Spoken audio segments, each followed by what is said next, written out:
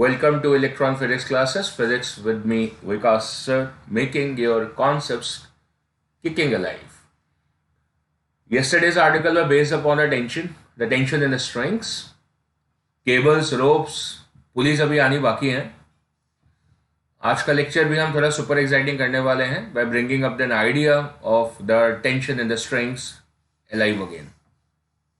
Recently I saw a movie and again actually re-saw the movie, and that was Baghi 3, in which there are two co-actors, Ritesh Deshmukh and the Tiger Shroff, and they are participating in a tug of war, and there are two of other co-actors. So three of the co-actors are pulling one end of the rope and the Tiger Shroff is pulling the other end of the rope, and of course nothing is happening and he's winning. Basically the Tiger Shroff is winning. So what does Ritesh Deshmukh does? He basically ties the other end of the rope with a hook to the wall. And then the Tiger Shroff is trying to pull it, but he is not able to do so. So our question straight out from there is over here. So ये अपना tiger है, he is our tiger over here, and he is pulling the rope whose other end is supposed to be tied at a wall. And so our question is that what is the tension in this particular rope which is coming there? So we say that tension is exactly the same force which he is applying on the rope. So I'm not concerned about a wall right now. I'm just concerned about a rope right now. दोबारा repeat कर रहा हूँ, मैं wall के ऊपर concern नहीं show कर रहा हूँ और मैं किसके ऊपर कंसर्न शो कर रहा हूँ? रोप के ऊपर. तो अगर मुझे रोप की फ्री बॉडी बनानी है, दोबारा से बोल रहा हूँ, रोप की फ्री बॉडी बनानी है, तो पहले मुझे ये बात समझ में आ रही है कि रोप को स्ट्रेच फील होगी. तो रोप क्या करेगी? अपने अंदर टेंशन को डेवलप करेगी. This is how the rope is developing the tension inside this. और अब मुझे क्या करना है? फ्री बॉडी डेवलप करनी है. तो मुझे पता है कि ANR forces, action reaction forces जो होती है ANR, वो कभी भी एक ऑब्जेक्ट पे नहीं लगती है. तो यहाँ पे दो ऑब्जेक्ट्स हैं, एक तो अपना टाइगर श्रॉफ है और दूसरा जो बंदा है वो यहाँ पर क्या है? That is a wall over there. तो अब मैंने क्या करा? टाइगर श्रॉफ की फ्री बॉडी बना रहा हूँ. तो टाइगर श्रॉफ की जो मैंने फ्री बॉडी बनाई, तो मुझे क्या दिखा कि टाइगर श्रॉफ की फ्री बॉडी के ऊपर, what do you find it? मुझे टाइगर श्रॉफ की फ्री बॉडी से क्या लेना देना? The question is not about the actor. So question किसका है? स्ट्रिंग का है. यहां पे हीरो कौन है? स्ट्रिंग है. और ये जो स्ट्रिंग है, इसके इस एंड पे टाइगर श्रॉफ ने फोर्स लगाई हुई है, कितनी? 100. और इसके इस एंड पे स्ट्रिंग ने अपने अंदर उतनी ही ताकत डेवलप कर ली. तो string is as strong as Tiger Shroff over here. So कितनी टेंशन डेवलप कर ली? टी, और टी की वैल्यू कितनी आ गई? 100 न्यूटन आ गई. That's the amount of the tension developed in this. कहानियां खत्म नहीं होती है, कहानियां खत्म नहीं होती है. ये रोप एक एजेंट है. क्या बोला? ये रोप एक एजेंट है जो कि वॉल के ऊपर टाइगर श्रॉफ की ताकत को प्रदर्शित कर रही है. अब आप क्या करिए? वॉल का फ्री बॉडी बनाइए. अब आपने वॉल की फ्री बॉडी बनाई. जब आपने वॉल की फ्री बॉडी, ये क्या बना दिया मैंने? हैश. हैश का मतलब क्या होता है? फिक्स है, रिजिड है, हिल ही नहीं पा रहा. कोशिश तो है किसकी? ये जो सेकेंड पेयर है यहां पे, ये जो टेंशन का सेकेंड पेयर आएगा, वो किसके ऊपर लग रहा है? वो वॉल पे लग रहा है. किधर लग रहा है? इस डायरेक्शन में. सो क्या हरकतें होगी? टाइगर श्रॉफ ने अपने मस्कुलर एक्शन से खींची, लेकिन टाइगर श्रॉफ स्टिल है. अगर टाइगर श्रॉफ की फ्री बॉडी बनाओगे, ये टाइगर श्रॉफ है, इसने कितनी फोर्स लगा रखी है इधर? 100. ऐसे 100. तो उसके पैरों पे नीचे यहां पे फ्रिक्शन भी होगी, और वो भी कितनी होगी? 100. तो क्या एक्शंस हैं? क्या एक्शन एंड रिएक्शंस है? देखो, और वो जो फ्रिक्शन है उसका पेयर जमीन पे मिलेगा. क्या एक्शन एंड रिएक्शंस है? फ्रिक्शन जमीन पे, टाइगर श्रॉफ के पैरों पे उसका एक्शन रिएक्शन. फिर उसकी वजह से टाइगर श्रॉफ के हाथों में दम, पैरों में भी, हाथों में भी. फिर that is transfer to the rope. फिर रोप ने डेवलप करी टेंशन. फिर उस टेंशन का एक्शन किसके ऊपर? वॉल के ऊपर. समझ आ रही है बातें? This is the power of the free body diagrams. इन सब के मिड्स में एक शब्द बोला हमने, that the rope is an agent. The rope is an agent to transfer the forces to the other objects. Right? This is the key word.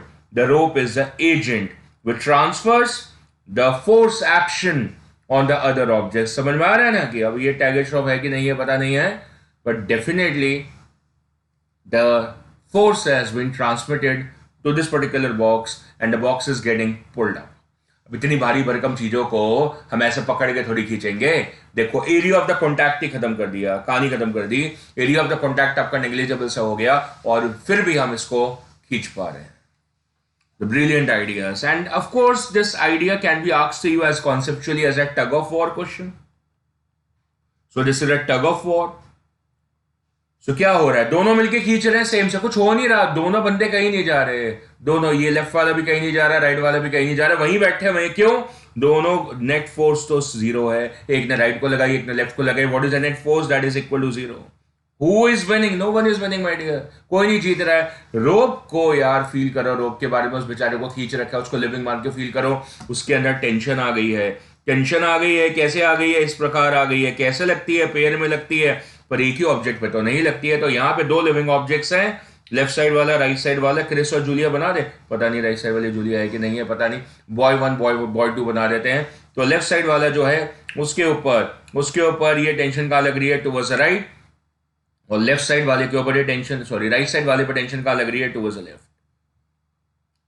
Correct है. और आगे की बात भी होगी इसके अंदर. जो बात यहाँ छुपाऊं कैसे मैं कि ये जमीन पर टिके कैसे मैं, इसका मतलब नीचे यहाँ पे फ्रिक्शन लग रही होगी, नीचे यहाँ पे फ्रिक्शन लग रही होगी. जिनके जूते ज्यादा स्ट्रॉन्गर होंगे उतनी ग्रिप जमीन पे ज्यादा होगी. दोबारा से, जिसके जूते ज्यादा स्ट्रॉन्गर होंगे उसकी ग्रिप जमीन पे ज्यादा होगी, फ्रिक्शन ज्यादा होगी, ग्रिप ज्यादा होगी, तो फिर वो स्लिप नहीं करेगा. क्योंकि इस वॉर में, टग ऑफ वॉर में, जो स्लिप कर गया वो गया. हाथों और पैरों की दोनों की मजबूती चाहिए होगी टग ऑफ वॉर को जीतने के लिए. Right. So free body diagrams have been created और दोनों पे टेंशन की वैल्यू कितनी है वो अंडरस्टूड है. जितनी उन्होंने फोर्स लगाई है, कितनी लगाई है, 100 लगाई है, आइडिया अंडरस्टूड है. चलो. सो पावर ना, पावर देखो, मैंने भी कुछ करके रखा है. देखो ये देखो, the string is an agent. देखो ये क्या है? धागा है. जो मुझे मिला वही बनाऊंगा ना मैं. कल लाल लाल धागा चल रहा था, मैंने सोचा नीला भी यूज कर ले. नीला धागा. ये देखो इट्स अ वायर. तो मैंने क्या करा, इसका ये वाला हिस्सा पकड़ा हुआ है ना, इससे मैं खींच रहा हूँ. दिख रहा है आपको? दोबारा देखो, पकड़ा, ये देखो पकड़ा मैंने इसको. राइट. और मैंने क्या करा, इसको खींचा. What is happening? The object is moving. ध्यान दो ऑब्जेक्ट के ऊपर. वो क्या कर रहा है? मूव कर रहा है. देखो तो ऑब्जेक्ट क्या कर रहा है? मूव कर रहा है. सो मैं तो नहीं डायरेक्टली उसको टच कर रहा ना, पर मैं क्या कर रहा हूँ? उसके ऊपर ट्रांसफॉर्म कर रहा हूँ फोर्स को. और ये स्ट्रिंग क्या है? ये जो वायर है वो क्या है? मेरे लिए एजेंट का काम कर रही है, जो इस ऑब्जेक्ट को पुल कर रही है. Very good. आप भी अपने घर में कर सकते हैं, है ना. आता ही आपका बोलेंगे क्या करना सर, है ना. आता ही हमें तो. सो another way around the sledge. Just let me show you the video जो कि मैंने एक्शन आपको दिखाया. Of course you can see that what is happening, and that's what the rope is supposed to be, an agent. You have understood the idea that rope is an agent which can transform the forces. किस तरीके की forces है? Tensile forces. क्योंकि रोप में क्या होगा? Stretch produce होता है. Right my dear. सो आगे बढ़ने का समय आ चुका है. आगे बढ़ते हैं और अगले सेट ऑफ क्वेश्चंस को करते हैं. दिस इज अ क्वेश्चन जिसके अंदर, ये तो बहुत आसान है, ये तो बॉक्स वाला केस ही हो गया. तो इसकी एक्सेलरेशन कितनी है? So acceleration of the block will be equal to F upon M. है ना. खत्म हो गया क्वेश्चन? खत्म नहीं हुआ क्वेश्चन माय डियर. यही तो बात है कि जो स्ट्रिंग है ना, ये क्या लगा हुआ है? ये धागा लगा हुआ है. ये एक स्ट्रिंग है. तो होगा क्या जब आप स्ट्रिंग का सेक्शन बनाओगे? स्ट्रिंग का सेक्शन बनाते हो, मासलेस स्ट्रिंग है, डेफिनेटली बता चुका हूं, मासलेस स्ट्रिंग है. उसके हर एक पॉइंट पे टेंशन की वैल्यू सेम होती है. ये बात हमने कल विस्तार से करी हुई है. हर एक पॉइंट पे टेंशन सेम है, हर एक पॉइंट पे. ठीक है ना. क्योंकि वो मासलेस है, आइडियल स्ट्रिंग है. और आपने स्ट्रिंग में इस तरफ जो फोर्स लगाई वो कितनी है? एफ. तो उसके इस तरफ क्या फोर्स डेवलप होगी? That is a tension. क्योंकि स्ट्रेच तो हो रहा है. इसका मतलब इस स्ट्रिंग में, कैसी स्ट्रिंग है? टॉट स्ट्रिंग है. It's a taut ideal string. So ये जो टॉट आइडियल स्ट्रिंग है, इसके अंदर जितनी टेंशन डेवलप है वो किसके बराबर है? That's equivalent to the force which is applied. इस एंड पे जितनी फोर्स आपने अप्लाई करी उतनी ही टेंशन डेवलप हो जाएगी. और फिर वो जो टेंशन है, यहां टेंशन लगी, कहां लगी भाई? देखो, है ना. ये टेंशन लगी. अब इसको आपने हिस्सों में बांट लिया इस तरीके से, और इस वाले पोर्शन की फ्री बॉडी बना ली, वो बन गई है.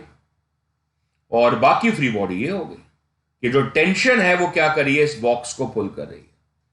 सो इस बॉक्स के लिए इक्वेशन क्या बनेगी? That the force towards the right कितनी है? T is equal to mass of the box into acceleration of the box. वो अलग बात है, equal to F upon M, बिल्कुल सही बात है. लेकिन हमने जो बात समझनी थी वो समझ ली है. That tension is basically acting as an agent to pull up the box. Rope agent है. रोप में फोर्स कौन सी है? टेंशन. तो टेंशन भी एक तरीके की एजेंट होगी. चलो, अब हमारे पास वो आंसर्स हैं कि हमारे पास ट्रेन है और ट्रेन के अंदर कंपार्टमेंट्स हैं। तो सेकंड कंपार्टमेंट को कौन खींच रहा है? तो बोलेंगे उसके आगे वाला कंपार्टमेंट खींच रहा है। किस तरीके से खींच रहा है? उसका आंसर है टेंशन फोर्स के थ्रू। जो बीच में शाफ्ट लगा हुआ है उसके अंदर पुलिंग एक्शन आएगा, तो शाफ्ट के अंदर क्या डेवलप होगी? टेंशन। और अगर हम सेकंड कंपार्टमेंट की फ्री बॉडी पे देखेंगे तो उसके ऊपर वो टेंशन कहां लगेगी? आगे, जिसकी वजह से वो कंपार्टमेंट का मूव करेगा आगे। एज अ होल सिस्टम क्यों मूव कर रहा है? The system named as train because of the engine which is applying a net force on it. But when we are talking about a particular particle in the system, let's say the second compartment or the third compartment, in that case, we need to answer in a wise manner कि उसको कौन पुल करे? Specific force. कौन सी force? Tension. एक mini train है मेरे पास जिसके अंदर दो बॉक्सेस हैं, यहाँ पे दो कंपार्टमेंट है, एक इंजन है और एक डब्बा है बस. तो what is happening over there? दो डब्बे हैं यहाँ पे इनफैक्ट, एक 2M है एक M है, दो बॉक्सेस हैं. और हमसे पूछा गया कि भाई ये बता दो कि इन दोनों पॉइंट्स पर टेंशन कितनी होगी. किन दोनों पॉइंट पे? एक तो ये पॉइंट ए हो गया और ये पॉइंट बी हो गया, इस पर टेंशन की वैल्यू बता दो. तो हमने कहा चलो बता देते, कोई मुश्किल बात है नहीं इसके अंदर बिल्कुल भी, है ना. तो सबसे पहले तो मेरे को दिमाग में आता है कि यार ये पूरा सिस्टम भी तो मैंने बताया था. अब जो सिस्टम बताया था उसके ऊपर ये फोर्स लगी. अब क्या हो रहा है? ये दोनों आगे जा रहे हैं, दे आर मूविंग है, ये बिल्कुल आगे जा रहे हैं. तो चलो मैं इसको इलस्ट्रेट करके पहले दिखाता हूँ, फिर उसके बाद में कहानी को आगे बढ़ाएंगे, ठीक है ना. इलस्ट्रेट करके दिखाता हूँ. तो इलस्ट्रेशन करने के लिए क्या है, मेरे पास कल वाले डब्बे हैं, यहाँ पे देखो. I have them right now over there like this. दिख रहा है आप? नबील को दिख रहा है. अच्छा चलो, ये देखो, ये क्या लाल धागा है ना. ये क्या करेगा? इसको खींचेगा. किसको खींच रहा है? आगे वाले को. तो पीछे वाला जा रहा है कि नहीं जा रहा? बिल्कुल जा रहा है. देखो, ये थोड़ी सी जगह बना देगा मेरे को. एक सेकंड, एक मिनट में बन जगह. अब मैंने क्या करा है? देखो, ये आगे वाले लाल धागे को क्या करा? खींचा, स्ट्रिंग को खींचा आगे. तो क्या हो रहा है भैया? ये वाला तो जा ही रहेगा. तो what is happening? The previous one is also, जो पीछे लगा हुआ है द बैक बॉक्स ऑल्सो, वो भी आगे जा रहा है. पर मैंने तो उसके ऊपर एक्शन नहीं लगाया ना. मेरा एक्शन किसके ऊपर लगा? मेरा एक्शन तो आगे वाले बॉक्स के ऊपर लगा. वो पीछे वाला क्यों मूव कर रहा है? तो मैंने कहा यार ये बीच में जो ब्लू रंग का धागा है, देखा आपने, ये वाला. अब देखो, मजेदार बात देखना, समझना बात को, बहुत आसान है. और कई बार हम उतनी आसान बातें भी प्रैक्टिकली नहीं देखते हैं. क्या करा हमने? देखो, ये ऐसे कर दिया हमने. अब वेरी गुड. अब मैं क्या कर रहा हूं? देखो, अब मैंने इसके ऊपर फोर्स लगाई. अब देखो, सिर्फ आगे वाला गया, पीछे वाला नहीं गया. वेरी इजी टू अंडरस्टैंड ना. देखो दोबारा से देखो, मैंने क्या करा? आगे वाले पे फोर्स लगे, आगे वाला मूव करा, पीछे वाला मूव ही नहीं करा. क्यों नहीं करा सर? क्योंकि ये जो स्ट्रिंग है, ये क्या है? क्या बोलने वाले हो? स्लैक है. क्या ऐसा? स्लैक है. स्लैक है तो फिर वो एजेंट का काम नहीं करेगी. बात समझ रहे? क्या लिखा मैंने वहां पे? Taught and ideal. मतलब पहले उसको टॉट होना पड़ेगा, तब उसमें टेंशन आएगी, तब एजेंट बनेगा. तो सिर्फ ये बोलना कि रोप एजेंट है, कहानी आधी अधूरी है. तो टेंशन है जो मेजर काम है, उसको टॉट होना पड़ेगा. अब हो गया, ये तन गई, टॉट हो गई. अब क्योंकि ये टॉट हो गई, अब ये भैया आगे वाले को खींचो, अब वो पीछे वाला खींचे. पर आपको क्या करना है? आपको फ्री बॉडी बनानी थी. तो मैंने देखो ये क्या करा, आपकी नजरों से आगे वाले को ओझल कर दिया. अब फ्री बॉडी बनती है भाई. देखो, अब फ्री बॉडी बनती है. अब क्या दिख रहा है कि इस व्हाइट बॉक्स को सिर्फ ये पुल कर रहा है. और इसमें क्या है भाई? इसमें सिर्फ टेंशन है. तो इसको कौन पुल कर रहा है? टेंशन पुल कर रहा है. मजा आया फ्री बॉडी का मतलब का समझ में आने में? बिल्कुल आया सर, समझ आ रही है? देखो, फ्री बॉडी दिखी. वैसे दोनों हैं, पर हमने क्या करा? हमने समझने के लिए एक को गायब कर दिया. ऐसा है कि नहीं? वो है, बिल्कुल है. But we wanted to understand in a simplistic manner by constructing this particular object free from the connected motion. Connected motion है, पर हमने उसको अलग करके बनाया. उसको फ्री बॉडी डायग्राम बोलते हैं. मजा आया मुझे कराने में, आपको भी आया होगा समझने में. Very good. चलो, अब आ जाते हैं भैया यूजुअल कार्यक्रम से. We should come back to the original curriculum and what we are going to do. We are going to solve and find the value for a tension at a point A and B. इन दोनों बातों में जो मैंने illustration करा है उसके अंदर एक बात आपको और समझ में आई कि पूरी ट्रेन की एक्सेलरेशन, ये भी मैंने मिनी ट्रेन बना ली, इस पूरी ट्रेन की एक्सेलरेशन सेम है. इसका मतलब हर डब्बे की एक्सेलरेशन सेम है. रीजन क्योंकि वो आपस में सारे कनेक्टेड है स्ट्रेट लाइन में, बिना किसी पुली के. क्योंकि मैंने बार बार बताया है कि पुली जो है ना, जब आएगी तो वो डायरेक्शन ऑफ फोर्सेस को चेंज करेगी. तो हो सकता है एक्सेलरेशन की डायरेक्शन भी चेंज हो जाए, और मल्टीपल पुलिस लगा के हो सकता है कि हम अमाउंट ऑफ एक्सेलरेशन को भी बदल दे. फिलहाल तो नहीं हो रहा है. फिलहाल तो क्या है, सबकी एक्सेलरेशन सेम है. मतलब जो आगे वाला बॉक्स है उसकी भी एक्सेलरेशन कितनी है, और जो पीछे वाला है उसकी भी एक्सेलरेशन कितनी है. Very simple. अब हम इनकी फ्री बॉडी बना सकते हैं. ये सारा जो तामझाम है ये मैंने आपको समझा दिया कि सबकी एक्सेलरेशन सेम आनी है. बेसिकली सबकी मतलब मेरे को समझ नहीं है. सबकी मतलब इस रोप की भी, इस रोप की भी. अब रोप का मसला क्या है भैया? अभी ना रोप में, please understand this particular idea, this rope is currently having the mass equal to 0। ये रोप मासलेस है, हमने बोला है जब फ्यूचर में आएगा तो उसकी फ्री बॉडी बनेगी। उसकी क्या बनेगी? फ्री बॉडी बनेगी। ये एजेंट है इन दोनों के बीच में। कोई भी चीज दुनिया में मासलेस होती नहीं है। तो एक्चुअली में क्या हो रहा है कि इस वायर में जितनी टेंशन है वो फर्क हो जाएगी, क्योंकि रोप में मास अगर नहीं होगी तो इसलिए यहां पे इसको अलग फोर्स से नाम से बोला हुआ है F2 और इसको F1 से बोला हुआ है। लेकिन अगर मजा क्या है कि अगर इसका मास 0 हो जाए तो देखो इसके ऊपर आगे जो फोर्स लग रही है वो F2 और पीछे क्या F1 है। So you can write F2 minus F1 is equal to mass of this rope into acceleration. क्योंकि भाई रोप भी तो आगे जाएगी, रोप भी तो एक्सेलरेट करेगी, लेकिन क्योंकि वो आइडियल है, since it is ideal string, so what is happening, mass of the rope is supposed to be equal to 0। Usually strings बोलते हैं उसको। एक्सेलेंट आइडिया है ये, एक्सेलेंट, टैग करके रखिए अपने पास। सो फिर क्या होगा, mr 0, so therefore the value for the F2 is equal to F1. That explains that the tension in the every part of the string is going to be same if it is massless. If it is not, then you will have to do an extra notch. आपको string की भी free body बनानी पड़ेगी। तो आपके लिए 2 नहीं है 3 ऑब्जेक्ट्स हो जाएंगे, ये 2 डब्बे और बीच में स्ट्रिंग। पर फिलहाल क्योंकि स्ट्रिंग मासलेस है तो आपको सिर्फ 2 ही फ्री बॉडी बनानी पड़ेगी, 3 नहीं बनानी पड़ेगी। That is our idea of using the massless strings. सारा कॉन्सेंट्रेशन किसके ऊपर आ रहा है? शाफ्ट के ऊपर नहीं आ रहा, ट्रेन के कंपार्टमेंट्स और बोगीज पे आ रहा है। ये हमारा आइडिया होता है आइडियल स्ट्रिंग्स का। चलो फिलहाल ये आइडियल स्ट्रिंग है, ठीक। तो फिर हम क्वेश्चन को सॉल्व कर लेते हैं M2M और F को। तो लेट्स सॉल्व इट। अब सॉल्विंग स्टेप्स बड़े आसान होते हैं समझने के बाद। ये M है और ये 2M है और ये F है, ठीक है। अच्छा ये बताओ, वैसे जैसे कोई भी डब्बा कहीं भी लगा लेते हैं या we need to have a specific कि भाई भारी डब्बा आगे लगाएं, हल्का डब्बा पीछे लगाएं, ऐसा कुछ होता है क्या? Is it like this when the train is pulling it? इसमें भी कोई दिमाग लगता है क्या? चलो फिलहाल हमारा जो क्वेश्चन है बहुत सिंपल है। देखो ये जो पर्टिकुलर पॉइंट है A, इस पे जितनी टेंशन है वो F के बराबर है। इसके ऊपर हम दिमाग दोबारा नहीं लगाएंगे क्योंकि हम पहले देख चुके हैं। ये जो पर्टिकुलर बॉक्स होता है और ये स्ट्रिंग है, ये लूज पड़ी हुई है, तो इसके अंदर टेंशन कितनी है? 0। अब हमने क्या करा, इसके ऊपर टैगेट स्ट्रॉप बन के इसके ऊपर आगे की तरफ फोर्स लगा दी। तो अब इसके अंदर टेंशन डेवलप होगी। कितनी डेवलप होगी? The tension is suppose to be equal to the applied force. हमने 2 एग्जांपल देख चुके हैं, प्रीवियस रिवाइंड करके देख सकते हो। समझ आई आपको बात? बिल्कुल समझ में आई। तो ए पॉइंट पे तो टेंशन की बात है, भूल जाओ, पता कोई आपको मुश्किल ही नहीं है उस पॉइंट पे। मुद्दा सारा बी पॉइंट का पीछे वाले पे, तो वहां पे टेंशन पेयर में लगेगी। तो टी लिख लो यहाँ पे, दिस इज टी। किस पॉइंट पे? बी पॉइंट पे। टी भी लिख देते हैं, टी सब्सक्रिप्ट, टी भी नहीं। ओके अब क्या करना है? अब न्यूटन सेकेंड लॉ लगा दो। क्या सर? न्यूटन सेकेंड लॉ लगाओ, जो बोल रहा हूं सुनो। उसका मतलब इसके ऊपर नेट फोर्स लगा लो। नेट फोर्स कितनी है? F। बाकी टीबी तो सिस्टम के लिए कैंसिल हो जाएगी ना, दोनों पे लग रही है आपस में, वो तो बाहर से दिखती नहीं। तो मैंने न्यूटन सेकेंड लॉ लगाने को बोला। External force equal to mass into acceleration, ये होता है भैया। This is what is supposed to be the Newton second law for the system applied. External force on the entire system कितनी है? F। Friction है नहीं, यहाँ पे लिखा हुआ था पीछे, फ्रिक्शन है सरफेस है। टोटल मास कितना हुआ? That is M plus 2M। Clear है? बात समझ में आ रही है? क्या करें हम? सबसे पहले सिस्टम के लिए अप्लाई करें। तो सिस्टम का टोटल मास कितना है? M plus 2M and multiplied by the acceleration. So we'll find the acceleration of the system, F upon 3m. कितना? F upon 3m. Right? That's the acceleration of the system. ये तब तक काम करेगा बहुत बड़ी आसानी से जब तक आप सिस्टम को एनालाइज कर रहे हो। लेकिन इंडिविजुअल पार्टिकल को अगर आप एनालाइज कर रहे हो, so then you will have to go deeper into the system and create the free body diagrams. So let us do that also. तो हमने क्या करा? हमने दोनों की फ्री बॉडी बनाई, बन गई है almost. So this is a free body of the first one. This is the FBD of this. That's a free body diagram of 2M block. And on a similar note, ये जो है, this is a free body diagram of the second block. That is a 2M block. So that's a free body diagram of the M block. So what's an equation, my dear? देखो दोनों blocks आगे जा रहे हैं same acceleration से, बता चुके हैं।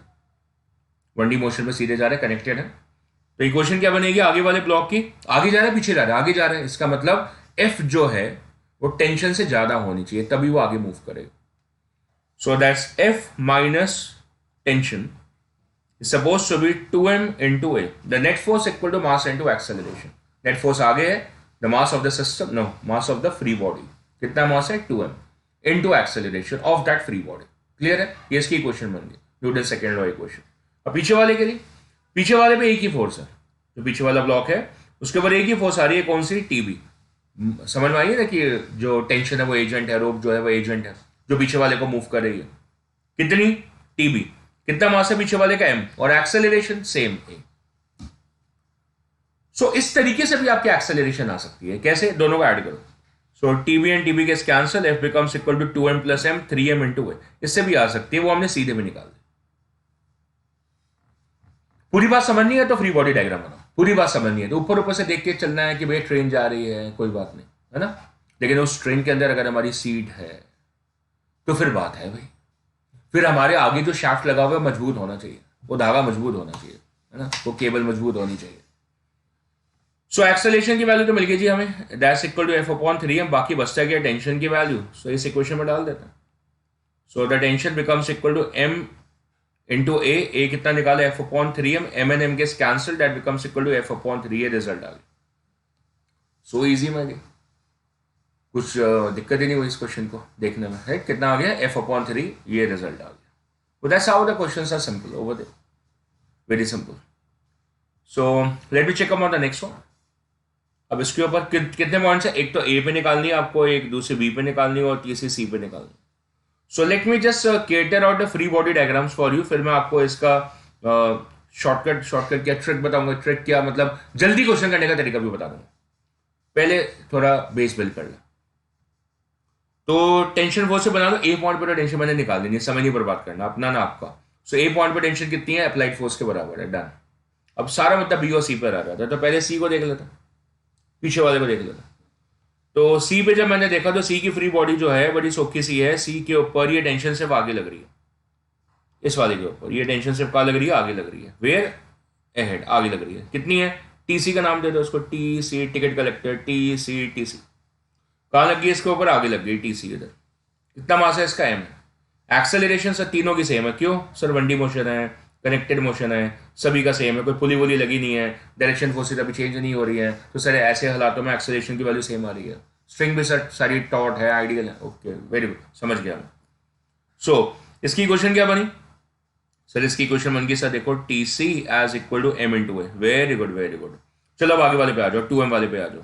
अब 2m वाले का बनाते हैं। सो 2m वाले की फ्री बॉडी बनाई मैंने। अच्छा, उसके ऊपर दो फोर्सेस है, ये याद होगा आपको, मैंने बताया था। मैं जिस डब्बे में उसके आगे वाले से भी कनेक्टेड हूँ, उसके पीछे वाले से भी कनेक्टेड हूँ। तो जो 2m वाला डब्बा है ना मेरा, 2m वाला जो डब्बा है, इस पे आगे से भी कनेक्शन है, पीछे से भी कनेक्शन है। आगे से जो कनेक्शन है वो भी धागों के थ्रू है, रोप इज एजेंट, और उसकी टेंशन अलग है क्योंकि इसमें मास है। और ये टीबी रोप में मास नहीं है, किसमें मास है? रोप में मास नहीं है, डब्बे में मास है। तो इसके ऊपर एक फोर्स आगे वाला लगाएगा, कितना? टीबी, और एक फोर्स पीछे वाला लगाएगा, कितना? टीसी। ये जब मिल जाएंगे तो ये देखो टीसी टीसी, ये वाला टीसी टीसी दिख रहा है आपको? ये दिखेंगे नहीं आपको बाद में जब ये सिस्टम जुड़ जाएगा। अभी तो फ्री बॉडी बना रहे हैं तो अलग से दिख रहा है। वैसे जो 3m वाला होता, 3m वाली की फ्री बॉडी बनाते तो उसके ऊपर ये एफ आगे लग रही है और ये टीबी पीछे लग रही है ना। एफ तो इंजन जो फोर्स लगा रहा है वो होगी, और टीबी जो पीछे वाला उसको रोक के बैठा है वो होगी, है ना, जो कनेक्शन है पीछे। और जब आप ये जोड़ लेंगे सिस्टम को, तो फिर डब्बे जोड़ लेंगे, तो फिर बाहर से देखेंगे तो टीबी आपस में कैंसिल हो जाएगी, दिखेगी नहीं एक्सटर्नली, न्यूटन सेकेंड लॉ में दिखेगी नहीं आपको। कहां से? पूरे सिस्टम के लिए अप्लाई करके फ्री बॉडी पे न्यूटन सेकेंड लॉ लिखाएंगे तो सब कुछ दिखेगा। अभी तीनों की फ्री बॉडी तैयार है और तीनों की एक्सेलरेशन कहां पर आगे है। सो सबकी क्वेश्चन लिख सकते हैं। पीछे वाले की हम लिख चुके थे, अब बीच वाले के लिखते हैं। इसके ऊपर टीबी जो है वो टीसी से ज्यादा होनी चाहिए, तभी आगे जाएगा। समझ आ रही कि नहीं? टीबी की वैल्यू क्या होनी चाहिए? टीसी से ज्यादा होगी तभी तो ब्लॉक आगे की तरफ मूव करेगा, जो भी जीतेगा उधर ही जाएगा ना। So that's TB minus TC. ये क्या होगी? नेट फोर्स होगी सेकंड ब्लॉक के लिए, is equal to mass of it 2m multiplied by acceleration. ये किसकी क्वेश्चन बन गई? ये बीच वाले ब्लॉक की बन गई। और आगे वाले पे एफ लगी हुई है, IF लगी हुई है, जो एक्सटर्नल जो फोर्स लगी हुई है उसके ऊपर, वो तो डेफिनेटली टीबी से ज्यादा होनी चाहिए। F has to be more than TB, तभी तो भाई ये 3m ब्लॉक आगे जाएगा। सो नेट फोर्स कितनी होगी आगे वाले ब्लॉक के ऊपर? That is F minus of TB. सही है नहीं? एफ आगे टीबी पीछे और जा कर रहे हैं आगे की तरफ, तो नेट फोर्स कितनी होगी? F minus TB equal to mass of it, कितना? 3m multiplied by acceleration. हो गया क्वेश्चन। तीनों को ऐड करो। So TC TC TB TB cancel. मैंने बोला था जब तीनों को जोड़ेंगे, इसका मतलब सिस्टम को कनेक्ट कर दिया ना आपने। कनेक्टेड तो पहले से था, हम तो फ्री बॉडी बना के अलग अलग देखना चाह रहे थे। पर जब हमने तीनों को ऐड करा तो internal forces cancel out in pairs, they never act on the same body but they act on the different bodies and are of same magnitude and act in opposite direction and act simultaneously. सारी बातें use हो रही हैं. कितना हो गया? 3m 2m m 6m, that is 6m into, ये मैं सीधे में निकाल सकता था मेरे दोस्त. इस पूरे सिस्टम को एक साथ एनालाइज करके टोटल मास कितना है? 6m. सो सीधा लगाता मैं external force as equal to the total mass of the system and into acceleration, तो सीधा आ जाता मेरे पास. ये क्या होती है? Unbalance force. कितनी है? F. बाकी तो सारी बैलेंस होगी ना. TV balance, TC balance system के लिए है ना. सो एक्सटर्नल फोर्स सीधी एक F आती. टोटल मास कितना होता है? जोड़ लेते हैं, m plus 2m plus 3m into A. तो उसे A की वैल्यू आ जाती कितनी? F upon 6m. अभी भी उतनी आ रही है. कोई बात नहीं, क्वेश्चन तो मुझे तब भी बनानी थी ना दोस्त. तो ऐसा नहीं करो टाइम वेस्ट हुआ. ऐसा कोई टाइम नहीं वेस्ट हुआ है. हमारे को मुद्दा टेंशन निकालने का है, एक्सेलरेशन निकालने का नहीं है. वो तो हम निकाल ही लेंगे. तो अब आपकी टेंशन आ जाएगी. यहां से देखो, अब यहां से आप टीसी लिख लो. टीसी की वैल्यू कितनी होगी? m into A. अच्छा, टीबी की वैल्यू सेकंड इक्वेशन से देखो, यहां से बीच वाली इक्वेशन से. So TB becomes equal to from here TC plus 2m into A. अच्छा, टीसी प्लस 2m इंटू ए कितना हो गया? That is m into A plus 2m into A. ये बढ़िया हो गया. सो 3m इंटू ए आ गया. चलो वेरी गुड, ये भी बढ़िया लग रहा है. और बस खत्म. फिर एफ तो बताइए हमें 6m इंटू. सो एक्सेलरेशन की वैल्यू डाल दो. So m into F upon 6m, m and m cancel, that becomes f upon 6. और टीबी की वैल्यू डाल दो. So that is 3m into ए कितना है? f upon 6m, m cancel हो गया. So that becomes f upon 2. ये आपकी टेंशन की वैल्यूज आ गई. कुछ ज़्यादा मुश्किल है नहीं. इक्वेशन बनाई हमने फ्री बॉडी की, और अंदर अंदर छुपी छुपी बातें सामने आ गई. कल बोला था मैंने, अनदेखी दिखने लगेगा, अनदेखा दिखने लगेगा. That's what is the power of the Newton third law. It makes the things which are considered internal as an external on the particles. बात समझ में आई? जो टेंशन फोर्स है वो सिस्टम के लिए इंटरनल फोर्स है, पेयर में लगती है. लेकिन अगर आप एक ऑब्जेक्ट के बारे में, एक पार्टिकल के बारे में बात करते हैं तो उसके ऊपर वो एक्सटर्नल की तरह बिहेव करती है. और तभी आप F equal to ma apply कर पा रहे हैं. रीजन, फ्री बॉडी पे आपको समझ में आता है कि उसके ऊपर एक नेट फोर्स लग रही है फ्री बॉडी बना के, और जिधर नेट फोर्स लग रही है उधर ही एक्सेलरेट करेगा. ये बात हमें समझ में आती है F इक्वल टू ma से. सो क्वेश्चन डन है. मैंने आपको प्रॉमिस करा था कि मैं इसका कुछ शॉर्टकट बताऊंगा. So here lies a shortcut. Here lies a shortcut. बहुत आसान है, समझ लेना, बहुत आसान है. देखो, सब्जेक्टिव पूरा कराता हूँ, उसके बाद में ट्रिक्स बताता हूँ. ऐसा नहीं है कि आपका बेस खराब कर दो, बोलो कि बस ये रट्टा मार लो, खत्म कर लो कल, ताकि कभी कोई क्वेश्चन आए कोई ट्विस्टेड तो आप बोलो सर बेसिक तो आता नहीं था, आपने तो ये वाला रटवाया था. ऐसे हमारा लर्निंग कर्व नहीं है, ऐसे हमारी स्टडी अप्रोच बिल्कुल नहीं है. तो सबसे पहले आपने क्या करना है? एक्सेलरेशन देखनी है. तो कितनी होगी? F अपॉन टोटल मास होगी, 6m होगी. इसके अंदर आपको 5 सेकंड लगे. कितने लगे? 5 सेकंड.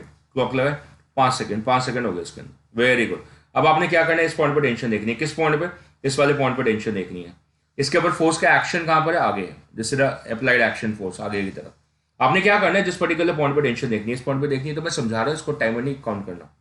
इस पर्टिकुलर पॉइंट पे जब आपने टेंशन देखनी है, कौन सा पॉइंट है? सी वाला पॉइंट है. इस पे आपने टेंशन देखनी है. आपने क्या करना है? उसके पीछे वाला मास देखना है. पीछे वाले का मतलब है जहां पे सिस्टम मूव कर रहा है उसके पीछे. तो उसके पीछे कितना मास कनेक्टेड है? That is equal to m. तो इसका मतलब इस पॉइंट पे जो टेंशन आएगी that will be equal to m into A. बहुत सिंपल है, बहुत सिंपल है भाई. ये धागा किसको खींच रहा है? पीछे वाले को. ये तो बताया था मैंने, ये वाला. इससे बताया नहीं, इससे बताया नहीं आपको. ये वाला धागा किसको खींच रहा है? ये तो सिर्फ सफेद वाले को खींच रहा है. ये तो सिर्फ सफेद वाले को खींच रहा है ना. देखो, ये तो सिर्फ सफेद वाले को खींच रहा है. तो इसमें जो जोर आएगा, जो टेंशन आएगी, वो किसकी वजह से आएगी? वो तो इसकी वजह से आएगी. उसमें इसका क्या लेना देना. लेकिन अगर मैं इस टेंशन में, इस वायर में टेंशन ढूंढता हूं, अब ये दोनों को खींच रहा है भाई. ये क्या कर रहा है? देखो, ये दोनों को खींच रहा है. तो इसमें टेंशन, इसके अंदर जो जोर आएगा वो दोनों की वजह से आएगा. तो बात बिल्कुल सही हो जाती है, बात बिल्कुल परफेक्ट हो जाती है. एक बार और देख लो. इस स्ट्रिंग में टेंशन देखना है तो इसके पीछे वाला मास ये वाला हो गया. और इस स्ट्रिंग में टेंशन देखनी है, इस वाली में, इसमें. तो ये देखो, ये खींचा, इसने दोनों को खींचा, तो दोनों का मास यूज होगा. Total mass into acceleration. यही तो इंजन का काम है. और बॉक्सेस लगा लो तो सबसे आगे वाले के पीछे सारे मासेस होंगे. तो सबसे पावरफुल कौन हुआ? इंजन. पूरे को खींच रहा है. अरे कि नहीं समझ में? तो लीडर सबसे स्ट्रांग होता है. है ना, लीडर, सबसे आगे चलने की हिम्मत नहीं होती सबकी। So TC that is M into A. आगे समझ में बात, पीछे वाले मास देखना है। इधर इस पॉइंट में, इसमें टीबी, उसके पीछे का मास देखो, फिर खत्म। इसके पीछे कितना मास है, M into M. So TB becomes 2m plus M into A. और अगर इस पे पूछते हैं, देखो वो तो सर वो तो एफ के बराबर ही है, हाँ बिल्कुल सही कह रहे हो, पर वो किसके बराबर है, उसके पीछे जितना टोटल मास है। कितना मास है, m plus 2m plus 3m, सारा मास है multiplied by acceleration, and that's how you get your results in a short manner. समझ आई? That's a trick, that's an easy mannerism, logic के साथ। Trick without a logic is harmful for your health, harmful for your physics knowledge. Disclaimer. Trick with proper knowledge अपने आप ही develop हो जाती है, अपने आप ही आ जाती है। 3 ब्लॉक्स है यहाँ पे, 1 2 3 5 किलो, कनेक्टेड है एक दूसरे से, लाइट स्ट्रिंग्स है। लाइट स्ट्रिंग का मतलब पता है, लाइट की स्पीड से नहीं जा रही है। लाइट स्ट्रिंग का मतलब है मासलेस है, आइडियल है। क्या मतलब है, आइडियल है। Very good. And then place on the frictionless surface. मजेदार है। चलो, फ्रिक्शन फोर्स अभी आती नहीं ना, कैसे अप्लाई करें। The system is pulled by a force F equal to 10 newton. 10 newton की फोर्स लगा दी, सिस्टम पे लगाई। हर कुछ लिखा होता है, अपन पढ़ते ही नहीं है, हम लोग को टाइम ही नहीं होता, बड़ी जल्दी में है दुनिया में, है ना। हमें ध्यान ही नहीं देते शब्दों पे, कीवर्ड्स पे ध्यान ही नहीं देते, दो ना ध्यान। सो find the value for the tension T1। तीनों चीजें थोड़ी पूछ रहा है वो, टेंशन T1 पूछ रहा है, बस ये वाली टेंशन पूछ रहा है, ये वाली। खत्म हो गई जी इस बार। अब बोले सर पीछे वाली बोलेगी, मैंने पीछे वाली नहीं बोली थी। मैंने क्या बोला था, उसको बोला पीछे वाले मास देखने। सर मैंने पीछे वाले मास नहीं बोले थे, मैंने क्या बोले थे, पहले ये देखो कि एक्शन कहां पर है। तो एक्शन इस बार टुवर्ड्स द लेफ्ट है, किधर सिस्टम जा रहा है, टुवर्ड्स द लेफ्ट, उसके ऑपोजिट है। इसका मतलब T1 के पीछे आप देखो कितने मासेस हैं, ये दोनों मासेस हैं। खत्म हो गया फिर। So the value for the T1 should be equal to 3 plus 5 into A. उसके पीछे जितने मासेस है। Question is over my friends, खत्म हो चुका है क्वेश्चन। पर एक ही वैल्यू भी तो डालनी है, वो सीधा आ जाएगी। Net force upon net mass of the system. इसके ऊपर नेट फोर्स कितनी है, 10 न्यूटन की है, क्वेश्चन में गिवन है, सीधे सीधे गिवन है। That's equal to 10। बाकी फोर्स है, और सर यार वो सिस्टम पे T1 पेयर में, T2 पेयर में स्वाहा हो जाएंगे, कैंसिल हो जाएंगे। अनबैलेंस फोर्स क्या रहेगी, सिर्फ 10 Newton divided by the total mass of the system 2 plus 3 plus 5, 5 3 8 2 10 होते हैं। 10 बटे 10 1 होते हैं, 1 मीटर पर सेकेंड स्क्वायर। 3 प्लस 5 इंटू ए कितना हो गया, 8। 8 इंटू ए कितना है, 1, कितना हो गया, 8 न्यूटन। अब इसका टाइमर लगा, अब इसका टाइमर लगाता हूं आपको, देखो पूरा टाइमर लगा के देखते हैं। घड़ी नहीं बनी यार। टोटल फोर्स कितनी, नेट फोर्स कितनी, 10, 2 सेकंड निकल गया। टोटल मास कितना, 2 प्लस 3 प्लस 5 10, 2 सेकंड निकल गया। सो 10/10 1 metre per second square, 5 second के अंदर ये आंसर आ गया, ए की वैल्यू आ गई।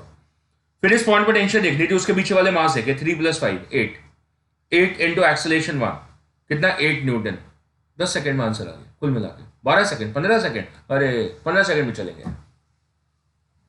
फ्री बॉडी है, मन में बन गई, दिमाग में बन गई। अच्छा T2 पे निकालनी होती तो T2 पे सर ये तो और आसान है सर। T2 के पीछे वाला से 5 kg है, तो 5 इंटू 1 5 न्यूटन, खत्म। पेन रख दिया नीचे, फ्री फ्री। आगे वाले पे सर टेंशन कितनी, 10 न्यूटन, जितनी फोर्स अप्लाइड होगी। वो बीच वाली स्ट्रिंग पर टी वो जो 2 kg और 3 kg के बीच में है, उसके पीछे वाले देखो 3 and 5 8, 8 इंटू 1 8 न्यूटन हो गए। उसको मेहनत कम करनी पड़ी, क्योंकि सिर्फ 3 और 5 को करना पड़ा। आगे वाले को मेहनत ज्यादा करनी पड़ी, 10 न्यूटन लगानी पड़ रही है। 2 और 3 kg के बीच वाली स्ट्रिंग को कम मेहनत करनी पड़ रही है, 8 न्यूटन फोर्स लगानी पड़ रही है। एजेंट है वो, एजेंट काम तो करना पड़ेगा ना, एजेंट को पैसे थोड़ी मिलेंगे नहीं तो उसको। और फिर 3 kg और 5 kg के बीच वाला जो है वो क्या करेगा, वो सिर्फ 5 kg को पुल कर रहा है, तो मेहनत कम करनी पड़ रही है, पैसे भी कम मिलेंगे बेचारे को, पीछे पीछे रह गया, लीडर है ही नहीं वो। सो कितना, 5 इंटू 1 5 न्यूटन फोर्स आ गया उसके ऊपर, खत्म। सो सिंपल, पेन भी नहीं उठाया। पेनलेस अप्रोच, क्या बोला, पेनलेस अप्रोच। नेक्स्ट वन, कई बार क्वेश्चन हमें उड़ा देता है मतलब परेशान कर देता है। There are 3 identical blocks over है, देखो ध्यान से, तीनों के बाद 2 kg, खुश हो गए हम। देखो यार मासेस भी सेम है इस बार तो, very good. Drawn by the force equal to 10.2, आगे तरफ फोर्स लगा दी, कितनी लगाई, 10.2 न्यूटन फोर्स आगे लगा दी।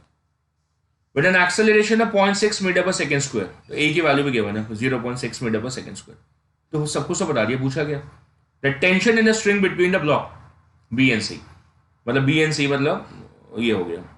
तो यहाँ पे टेंशन निकालनी है आपको। तो आप क्या करोगे तुरंत बातें सुन के, अब क्या करोगे तुरंत, सर इसके पीछे देख लो, एक्शन तो सर देखो यहाँ पर इधर इधर जा रहा है, ठीक है, ओके जी।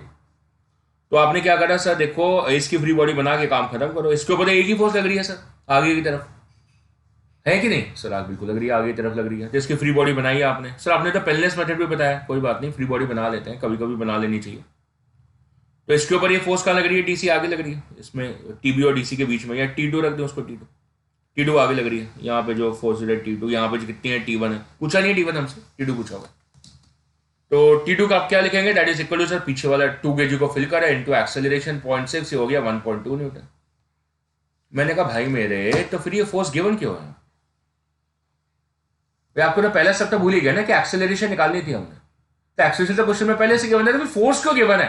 टोटल मास भी गिवन है, एक्सेलरेशन भी गिवन है, फोर्स भी गिवन है। ए क्वेश्चन को कैसे मिल सकता है? ये क्वेश्चन आपको कैसे मिल सकता है? मिल रहा है तो कुछ घंटी है, खतरे की घंटी है। क्वेश्चन कुछ आपको बेवकूफ बना रहा है, बना गया 1.2 न्यूटन, आप आंसर टिक करके आगे, मेरे 4 नंबर, अंडा मिलेगा, शून्य मिलेगा, कुछ नहीं मिलने वाला है। Because we did a mistake of not reading the question properly and not analyzing the question properly, that why the total mass, why the acceleration, why the forces, सारी information क्यों given है? Extra information is dangerous for the health. Disclaimer. क्या करें फिर? Check करो, क्या check करें? How it is possible?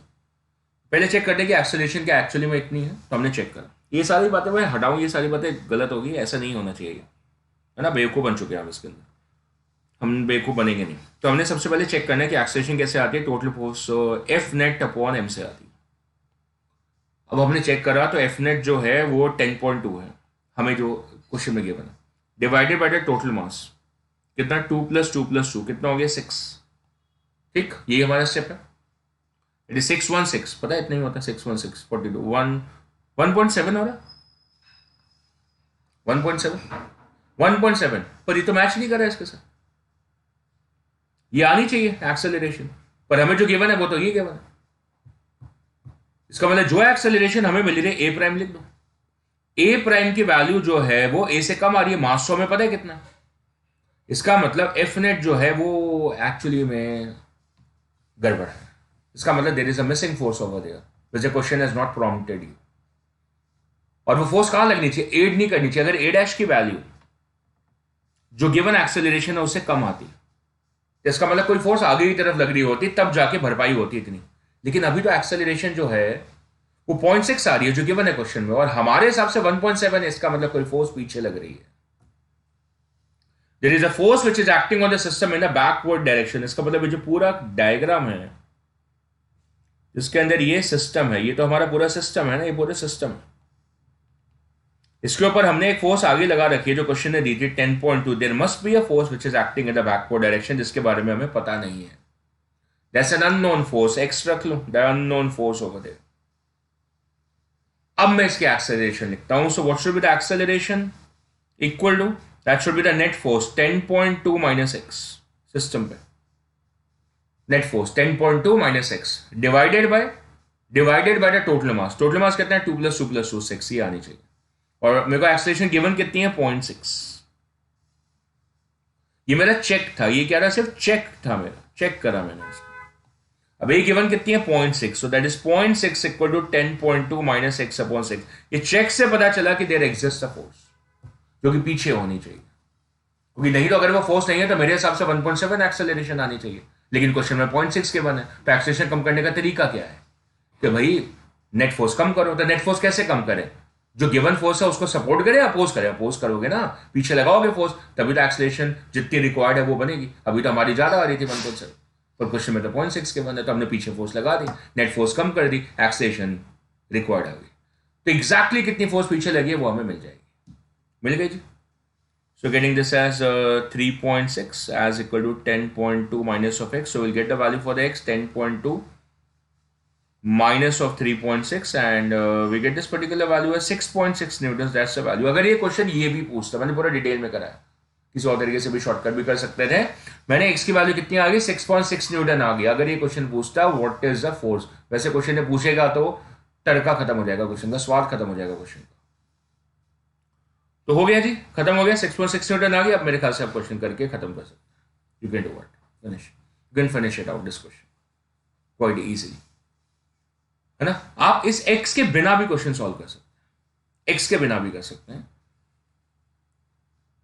अब आगे वाली बॉडी से क्वेश्चन सॉल्व कर लीजिए, तो बिना इसके सॉल्व हो जाएगा, बिना इसके आगे वाले से, समझ आ रही है, आगे वालों से कर लेता हूं, पीछे वाले से करेंगे, मतलब सी ब्लॉक से अगर टेंशन निकालने की कोशिश करेंगे तो आपका आंसर गलत आता है। तो हमने वो चेक कर लिया। अब सी की जो करेक्ट फ्री बॉडी है वो चेंज हो गई है। अभी जो सी वाला ब्लॉक है, इसकी जो करेक्ट फ्री बॉडी है, इसके ऊपर आगे T2 लग रही है और इधर से क्या लग रही है, एक्स लग रही है। एक्स की वैल्यू ढूंढ ली हमने, 6.6 आ रही है। ये कहां जा रहा है, आगे जा रहा है। कितनी एक्सेलरेशन से, 0.6 मीटर पर सेकेंड स्क्वायर से। तो अब इसकी इक्वेशन आप लिखोगे T2 minus of 6.6 is equal to mass into acceleration. ये आपका आंसर आ जाएगा। T2 कितना आ जाएगा, 1.2। 1.2 वो है जो हम शुरू में निकाल के बोल रहे थे कि आंसर आ जाएगा। उसमें 6.6 ऐड हो गया, जो पीछे फोर्स लग रही थी, तो 7.8 न्यूटन मेरा आंसर आ गया। ये मैं अगर पीछे वाली फ्री बॉडी, अगर मैं पीछे वाली फ्री बॉडी से नहीं बनाता, आगे वाले से सीधा बना लेता तो सीधा आ जाता, इतनी मेहनत नहीं करनी पड़ती। समझ आ रही है, क्योंकि एक्सलेशन में 0.6 यूज करता, आगे वाले पे पहले इसकी फ्री बॉडी से T1 निकाल लेता, और जब T1 निकल जाता तो फिर मैं उससे T2 निकाल लेता बी बॉडी, बी के फ्री बॉडी से। तो भी मेरे को दो दो फ्री बॉडी बनानी पड़ती। या मेरे पास एक और तरीका है। एक और तरीका क्या है, देखो, मैं इसको सिस्टम ले लूं, इसको, इन दोनों को, तो ए और बी का फ्री बॉडी इकट्ठे बना लो। ए और बी की फ्री बॉडी बना लिया आपने इकट्ठे। अब इनके बीच वाली टेंशन मेरे को नहीं देखनी, क्योंकि मैंने इनकी इकट्ठी फ्री बॉडी बना ली। इस पे आगे फोर्स कितनी है, 10.2, और पीछे कितनी है, T2। सी छूट गया ना, सी पे आगे T2 लग रही थी, है ना। मैंने इनको अलग कर लिया, ए और बी अलग कर दिया, उसको अलग कर दिया बेचारे को। तो इसकी क्वेश्चन क्या बनी, that is 10.2 minus of T2 is equal to mass of them. इन दोनों का मास मिला के कितना, 4, इंटू एक्सेलरेशन कितनी है, 0.6। खत्म हो गया क्वेश्चन, ओवर। T2 की वैल्यू आ जाएगी, दैट इज 10.2 माइनस 4 इंटू 0.6 कितना हो गया, 2.4। अब एडअप कर लो उसको, 7.8 न्यूटन आंसर आ जाएगा, सेम आंसर आ जाएगा। तो आपको पता नहीं चलता कि हुआ क्या। ये मैं करा देता क्वेश्चन ऐसे सीधे, तो आंसर आ जाता है एक लाइन में। अब अगली बार आप ऐसे निकाल सकते हैं, बिल्कुल आ जाएगा। But just I wanted to show, है ना, कि कोई गलती से एक्सेलरेशन चेक कर लेता 1.7 और पीछे वाले ब्लॉक से निकालने की कोशिश करता था, जैसे हमने ऊपर वाले क्वेश्चन में करा ना, किसी पीछे वाले से देख लो। शॉर्टकट बनाया था ना आपने, देखा शॉर्टकट की हमारी उड़ गया। समझ आ गई बात हमें, है ना। क्वेश्चन बढ़िया क्वेश्चन। आगे बढ़ते हैं, चलो वेक्टर्स वेक्टर्स ले आए हैं इसके अंदर, थोड़ी रिजॉल्विंग ले आते हैं। रिजॉल्विंग आ गई तो फोर्स को रिजॉल्व करना पड़ेगा। क्या करना है हमने, करना क्या है पहले वो तो देख लें। हमने क्या करना है, ये जो दोनों मासेस है 1 और 3, उनके बीच में टेंशन निकालनी। So can play pause and do it, will you, करोगे कि नहीं करोगे, बता दो पहले, करोगे कि नहीं करोगे।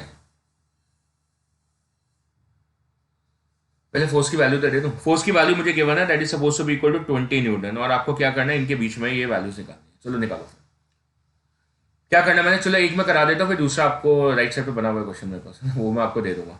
तो इसका कॉम्पोनेंट आ जाएगा 20 cos 60 ओवर है 20 cos 60, cos 60 1/2, 10 न्यूटन आ गया।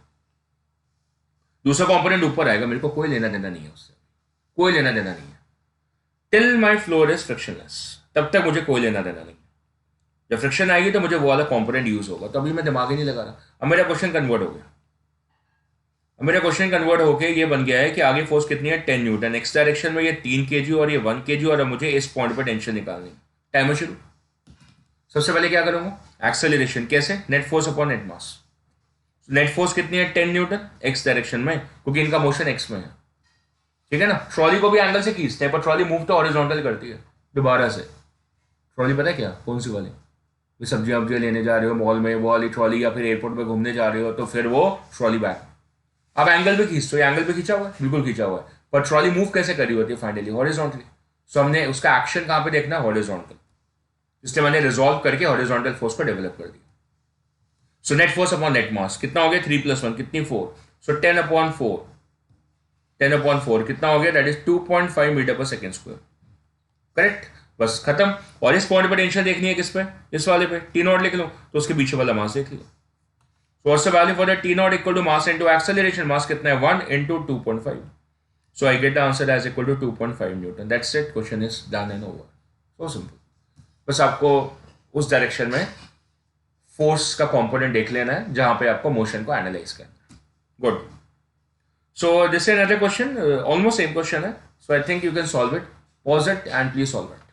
We need to find a tension over here. String connected to mass, T not की वैल्यू निकालनी है. Pause it, solve it. हो गया आपसे? हो गया. Very good, very good.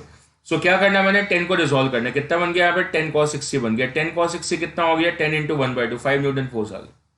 फिर मैंने एक्सेलरेशन निकाली. नेट फोर्स कितनी है? 5 Newton divided by total mass कितना? 3 kg प्लस 2 kg कितना होता है? 5. सो 5/5 कितना होता है? 1. सो एक्सेलरेशन कितनी? 1 मीटर पर सेकेंड स्क्वायर.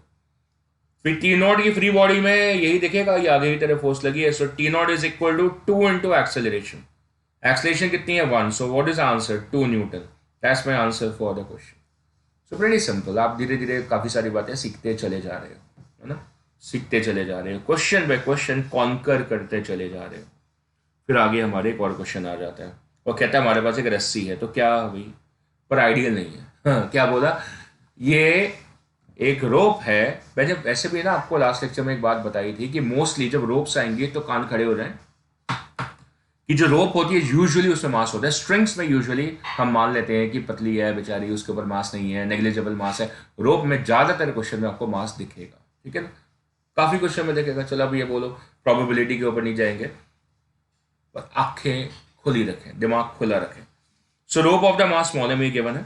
सो हमारे पास एक ब्लॉक है मास कैपिटल एम का, उसको एक रस्सी से खींचा, पर रस्सी में खुद ही मास है. कितना मास है? स्मॉल एम है. और if the force is applied at one end of the rope, तो यहाँ पे फोर्स एफ अप्लाई कर दी. And the force which the rope exerts on the block. So भाई रोप तो एजेंट है, रोप के एजेंट है, तो उस एजेंट का नाम क्या है? रोप. नहीं, रोप के अंदर वाले एजेंट का नाम क्या है? टेंशन. इसका मतलब अगर ये रस्सी उस ब्लॉक को खींच रही है तो कैसे? टेंशन के थ्रू. इसका मतलब जब वो कह रहा है कि रोप ब्लॉक के ऊपर क्या कर रहा है, तो हमने कहा टेंशन लगा रहा है, फोर्स लगा रहा है. एजेंट है भाई वो तो बस वही करेगा जो उसको बताया गया. क्या बताया गया? भाई तेरे को खींचना है, तेरे को अंदर टेंशन डेवलप करनी है, फिर पीछे वाले ब्लॉक को खींचना है. सीधा नहीं खींचना. पहले खुद में स्ट्रेच को डेवलप करने से अपने अंदर टेंशन डेवलप करनी है, और जो टेंशन है उससे पीछे वाले ब्लॉक को गिरना. ये सिखाया गया उसको, तो वही करेगा जो आपको सिखाया गया, उसको सिखाया गया. तो इस पर्टिकुलर पॉइंट पर टेंशन निकालनी है आपको, मुद्दा खत्म हो गया, क्योंकि यहीं से रोप ब्लॉक को खींच रही है. इस पॉइंट की टेंशन निकालनी है, टी नॉट निकालनी है आपको. तो ये कोई मुश्किल सवाल थोड़ी है. क्या करो, पहले एक्सेलरेशन निकालो. कैसे आएगी? Net force upon net mass. Net force F है, टोटल मास कितना है? Capital M plus small M. फिर क्या करना है? फिर पीछे वाली की फ्री बॉडी बनानी है, खत्म. पीछे वाली की फ्री बॉडी में कौन खींच रहा है? उसको टेंशन खींच रही है आगे. Rope is agent developing a tension which pulls the objects. इसको टेंशन खींच रही है, फोर्स थोड़ी खींच रहा है. इसका फोर्स सिस्टम को खींच रहा है. इस ब्लॉक को कौन खींच रहा है? Tension in the rope. तो कितनी है? That is equal to M into A, capital M into A. जो उसके पीछे आपको जिसको खींच रहा है वो कैपिटल एम को खींच रहा है. खत्म हो गया question. That is capital M into acceleration F upon capital M plus small M. Over and out the question. Option भी होगी डेफिनेटली. सी पार्ट है, देखो बिल्कुल दिख रही. जीरो थोड़ी है, यहाँ पे जीरो होगी. देखो इसके पीछे कोई नहीं है खींचने वाला, ये मजे से है. इस पॉइंट पर टेंशन पूछी जाती है तो जीरो होती, पीछे कोई है ही नहीं खींचने वाला, तो टेंशन का है. So similar kind of the question, a block of the mass 2m is pulled along the horizontal frictionless surface by the rope of the mass small m, and what force is exerted by the rope on the block? Same question है, language आपको समझ में आ गई है. So pause it and get the answer please. ले, इतनी देर में कुछ लोगों का, कुछ बच्चों का आंसर आ गया होगा, मतलब मुंह जबानी पेनलेस ऐसे आंसर आ गया होगा.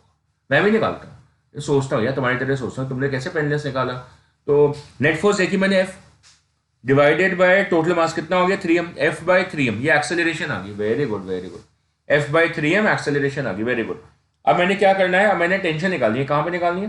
ये तो बोला ही नहीं क्वेश्चन है कि टेंशन निकालनी. कोई बात नहीं, दूसरी तरीके से बोला. What force is exerted by the rope on the block. तो भाई रोप तो एजेंट है, रोप तो ब्लॉक पे क्या फोर्स लगाती है? टेंशन लगाती है. तो टेंशन निकालनी है, किसको खींच रही है? वो 2m को. सो टेंशन किसके बराबर होगी? 2m into acceleration. और एक्सेलरेशन कैसे निकाली थी? F upon 3m. अच्छा, तो 2m into F upon 3m. So m and m cancel, 2f by 3 answer आ गया. पेनलेस, देखो प्रूफ है. कोई पेन नहीं है हाथ में. सो पेन से भी दिखा दो, वो भी दिखा देता है. What is acceleration equal to net force upon net mass f upon 2m plus m. कितना हो गया? That becomes f upon 3m. आप प्ले करके आराम से पॉज करके तसल्ली से भी कर सकते हैं, अपने सारे कॉम्पिटिटिव को आगे जाने दे सकते हैं आराम से तसल्ली से, है ना, आराम आराम से तसल्ली से भी कर सकते हैं। सो ये एक्सेलरेशन की वैल्यू आ गई और इस पॉइंट पे टेंशन निकालनी है, टी नॉट निकालनी है, तो उसकी फ्री बॉडी आराम से बैठ के बनाओ एग्जामिनेशन हॉल में, आराम से फ्री बॉडी सुंदर सुंदर डायग्राम बनाओ, कॉम्पिटिटर आपका आगे चला जाएगा, क्या फर्क पड़ता है, हम तो टॉर्टोइज है। सो आगे क्या लग रही है, T naught, so what is the value for the T naught equal to 2m into s, so 2m into f upon 3m, m and m cancel हो गया, that becomes equal to 2f upon 3। मजे से करो ऐसे आराम से, सुंदर सुंदर डायग्राम बनाना, अलग अलग कलर से बनाना और सुंदर सुंदर डायग्राम को सॉल्व करना। So there is always an objective technique, there is always a subjective technique, my friends, है ना। So when the question is asking you to write down the whole subjective idea behind this idea, of course that's also good ना, कि कई बार check करना कि भैया आंदा भी है कि पड़ोसी से कॉपी करके लिख दिया आंसर, पेनलेस बोल के कि पेनलेस था, है ना। So we have understood the idea, understood this particular idea. So ये एग्जैक्टली वही है जो क्वेश्चन कर रहा है, मतलब ये प्रीवियस क्वेश्चन था उसके अंदर पी गिवन था, तो कोई बात नहीं, एफ की जगह पी आ जाएगा और इस पॉइंट पे जो टेंशन होगी that is equal to P into M upon capital M plus small M, same ही है, पर ये प्रीवियस आईडी प्रॉब्लम है, उसके अंदर आगे फोर्स पी गिवन थी, है ना। तो बोले सर फोर्स को पी से कैसे लिख सकते हैं, कुछ भी लिख सकते हैं हम।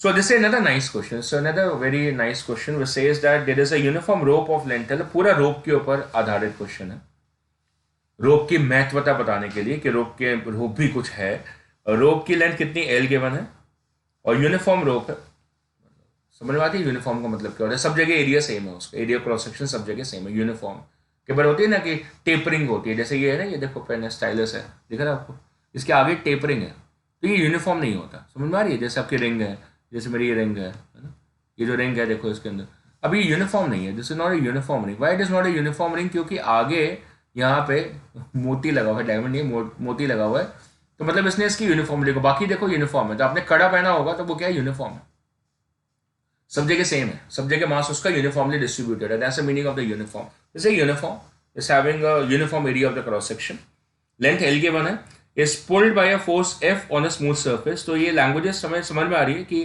फ्यूचर में सब जगह रफ सरफेस आएगा जब फ्रिक्शन का चैप्टर आएगा। फिलहाल के लिए हम एक अनदेखी दुनिया में रह रहे हैं जहाँ पे ये सब कहते हैं कि फ्रिक्शन नहीं है। So find the tension in the rope at a distance of x from the end where the force is applied, right. तो यहाँ पे निकालना है, तो बिल्कुल परेशान नहीं होना आपने, बिल्कुल परेशान नहीं होना। पहले आप एक्सेलरेशन निकाल लो, कितनी आएगी, total force upon total mass, इसका मास एज्यूम कर लो, रोप है उसका मास एज्यूम कर लो, कितना मास एज्यूम कर लिया हमने, m, so that is suppose to be f upon m, ये मास आ गया, ठीक है ना। अब ये क्वेश्चन में गिवन नहीं था कि उसका मास है, ये क्वेश्चन में बिल्कुल गिवन नहीं है कि उसका मास है, बट देन हम भाई कोचिंग ले रहे हैं तो समझ में आ रही है ना कि मैं जो समझा रहा हूं कि भाई रोप जब हो आंख कान खुले, है, तो उसके अंदर मास आ गया, कितना आ गया, f upon m, that's the value for acceleration. But वहां से कहानी खत्म है माय डियर, अब आपने इस पॉइंट पे निकालना है, तो इसके पीछे वाला मास आपको देखना पड़ेगा, दैट्स इट। इसके पीछे कितना मास है वो यूनिटरी मेथड से आप निकाल सकते हैं बहुत आसानी तरीके से, मतलब एल लेंथ का मास कितना है, m। कई बार ना टर्म्स यूज करने की लोड नहीं पड़नी चाहिए, बिल्कुल सिंपल सादगी से आपको आंसर आ जाना चाहिए, दिमाग पे जोर कम पड़ता है, टेंशन कम आती है। एल लेंथ का मास कितना है, यूनिट लेंथ का मास कितना है, m अपॉन एल, तो पीछे लेंथ कितनी है, l माइनस एक्स। एक तरीके से दो बॉक्सेस बन गए, एक x लेंथ का बॉक्स और एक l माइनस एक्स लेंथ का बॉक्स, और फिर ये ऐसा वाला क्वेश्चन बन गया, किस पर्टिकुलर पॉइंट पर टेंशन, मतलब ये टी नॉट आपने निकालनी है, मतलब वो किसको खींच रहा है, पीछे वाले हिस्से को खींच रहा है, तो आपको बस पीछे वाला मास चाहिए, दैट्स अवर आइडिया। तो दो ऑब्जेक्ट्स बना लिया आपने, m1 और m2 बना लिया, तो m2 का मास चाहिए, पीछे वाले का मास चाहिए, उसको वो खींच रहा है, तो ये वाला मास चाहिए आपको m2, ये वाला m1 मान लो। सो इसका मतलब टी नॉट कितनी हो जाएगी, that will be equal to m2 into way, that's it, खत्म हो जाएगा क्वेश्चन, जो पीछे वाले को खींच रहा होगा, तो पुराने क्वेश्चन जैसा हो गया। बस उसका मास देख लो कितना है, तो कितनी लेंथ है उसकी, l माइनस एक्स है, तो उसका मास कितना हो जाएगा, m upon L into L minus x, that's it. अब कुछ मतलब आप सॉल्यूशन देखोगे या किताबें पढ़ोगे तो उसमें m बाई एल को डेंसिटी लिखा होगा, यूनिफॉर्म डेंसिटी, उसको एक लैम्डा शब्द से यूज करा होगा, लीनियर मास डेंसिटी, हमने डायमेंशंस के चैप्टर में पढ़ी थी उसको, लीनियर मास डेंसिटी। पर फिलहाल मैं ऐसे कॉम्प्लिकेटेड लैंग्वेज को यूज क्यों करूं जब सादगी से काम हो रहा है। तो ये मास मुझे मिल गया, इसमें प्लेस कर देता हूँ, m2 कितना है, m upon L into L minus X, ये m2 हो गया, into acceleration f upon m cancel हो गया। फाइनल आंसर में m नहीं है, and there the question might have tricked you, है ना। क्वेश्चन ने बोला नहीं कि उसका मास है, लेकिन मास है। तो हर चीज को आइडियल मत मानिएगा जिंदगी में, और रोप आते ही कान खड़े कर लीजिएगा। सो आंसर मिल गया हमारा, that is F upon L into L minus X can also be written as F into 1 minus X upon L, and that's beautiful my dear. इसका मतलब क्या है, देखो कि आपकी पूरी जो रोप थी, इस रोप में ये वाला एंड क्या है, एक्स इक्वल टू 0, जहां पे फोर्स अप्लाइड है। तो अगर आप इसके अंदर एक्स इक्वल टू 0 प्लेस करोगे तो आपको एफ आ जाएगा पूरा। एक्स को 0 प्लेस करके देखो, तो मतलब इस पर्टिकुलर पॉइंट पे जो टेंशन होगी वो कितनी आएगी, एफ आ जाएगी। और अगर आपने यहां पे लगा लिया एक्स इक्वल टू एल पे, तो एक्स इक्वल टू एल लगा के देखो कि कितनी टेंशन आएगी। तो ये वाला एंड अगर ए है और ये वाला एंड अगर बी है, तो बी पॉइंट की टेंशन देखो, that is F into 1 minus L upon L, L and L cancel, 1 minus 1 0, 0 आ जाएगा। बिल्कुल सही है, क्योंकि इस पॉइंट के पीछे कोई मास ही नहीं है, तो किसको खींचेगा, पर ये तो सबको खींचेगा ना, कौन सा ए वाला पॉइंट सबको खींचेगा, तो मैक्सिमम टेंशन आ रही है। सो जैसे जैसे पीछे जा रहे हैं, मतलब एक्स पीछे जा रहे हैं, एक्स पीछे जा रहे हैं, तो टेंशन की वैल्यू फॉल कर रही है, टेंशन है डिक्रीजिंग। इसका मतलब इसका जो ग्राफ अगर आपको बनाने को आता है, तो इसका जो ग्राफ बनेगा that is going to be T versus X का जो ग्राफ बनेगा, that is going to be like this, कि जहां पे एक्स की वैल्यू 0 है वहां पे टेंशन एफ के बराबर थी, और जैसे एक्स की वैल्यू एल हो गई तो वहां पे टेंशन गिर के कितनी हो गई, 0 हो गई है। So it is falling, it's a straight line graph, and ये फंक्शन है उसका, कि अगर आपको एक्स डिस्टेंस पे देखनी थी तो इतनी टेंशन आ जाएगी, that will be the value for the tension, that is equal to f into 1 minus x upon l. Varieties of questions, एक क्वेश्चन नहीं, varieties of questions। चलो तो नेक्स्ट वैरायटी देखते हैं। द नेक्स्ट वैरायटी ये हमने vectors में करा हुआ है, स्टिल लाइक हमने दो तरीके से करा हुआ है, रिजॉल्विंग ऑफ द वेक्टर्स से भी और लैमिस थ्योरम से भी करा हुआ है। Right now I am not concentrating on the Lami's theorem please, okay, I am just focusing on the vectors, right. So ये स्टैटिक क्वेश्चन है, मोशन है नहीं इसके अंदर जा रहा, बस स्टिल टेंशन फोर्स का क्वेश्चन है, इसलिए यहाँ पे यूज करा हुआ है, राइट। तो the forces can also keep an object in equilibrium, the forces can also accelerate and move the objects also. So दोनों एस्पेक्ट से क्वेश्चन आने चाहिए। अब ये ब्लॉक हमारा स्टैटिक है, तो स्टैटिक क्यों है, because of the action of the various forces. कितनी फोर्सेस है, 3 है। एक mg नीचे लग रही है, और टेंशन T1 इधर लग रही है, इसके ऊपर फ्री बॉडी, वैसे पेयर में लगनी चाहिए, पर मुझे तो इसकी फ्री बॉडी बनानी है, तो इसके ऊपर T1 इधर लग रही है। याद आई, जब भी हम फ्री बॉडी डायग्राम बनाते हैं तो फोर्सेस कौन से दिखाते हैं, जो उसके ऊपर बाकी लगा रहे होते हैं, the forces acting on the object in consideration, जिसका मोशन या जिसका इक्विलिब्रियम आप स्टडी कर रहे हैं। So right now this particular object is in a state of equilibrium, मतलब वो कहीं भी किसी भी दिशा में अभी स्टैटिक है, फिलहाल डायग्राम में बताया है। और फिर ये वाली जो स्ट्रिंग है उसमें भी टेंशन आएगी, कितनी है, T2 है। तो ये क्वेश्चन हमने करा हुआ है, पर अभी भी करना है ना, क्या हो गया फिर। सो T2 को रिजॉल्व कर लेंगे, उसके कॉम्पोनेंट्स आ जाएंगे, इस तरफ आ जाएगा that is T2 cos theta, और इस तरफ आ जाएगा T2 sin थीटा। अब मुझे दोनों कॉम्पोनेंट देखने हैं, क्योंकि मुझे यहाँ पे मोशन नहीं देखना है, इसका इक्विलिब्रियम देखना है, ठीक है। और फिर फोर्स बैलेंस कर लो, ऊपर वाली फोर्स नीचे वाले को बैलेंस करेगी, और राइट वाली फोर्स लेफ्ट वाली फोर्स को बैलेंस करेगी। नेट फोर्स न एक्स में है ना वाई में है, तो अगर मैं एक्स डायरेक्शन में नेट फोर्स को 0 करता हूं, सो ये राइट साइड वाली फोर्स लेफ्ट साइड वाली फोर्स को बैलेंस करेगी। इसका मतलब T2 cos theta is suppose to be equal to T1, right तो लेफ्ट बैलेंस हो गया। ऐसे भी लिख सकते थे T2 cos theta minus T1 equal to 0, ultimately ये आ जाता। फिर आपने क्या करा, नेट वाई में चेक करा, तो नेट वाई में चेक करा तो ऊपर वाली फोर्स नीचे वाली फोर्स को बैलेंस करेगी। ऊपर कितना है, T2 sin थीटा, और नीचे कितना है, mg, that's it.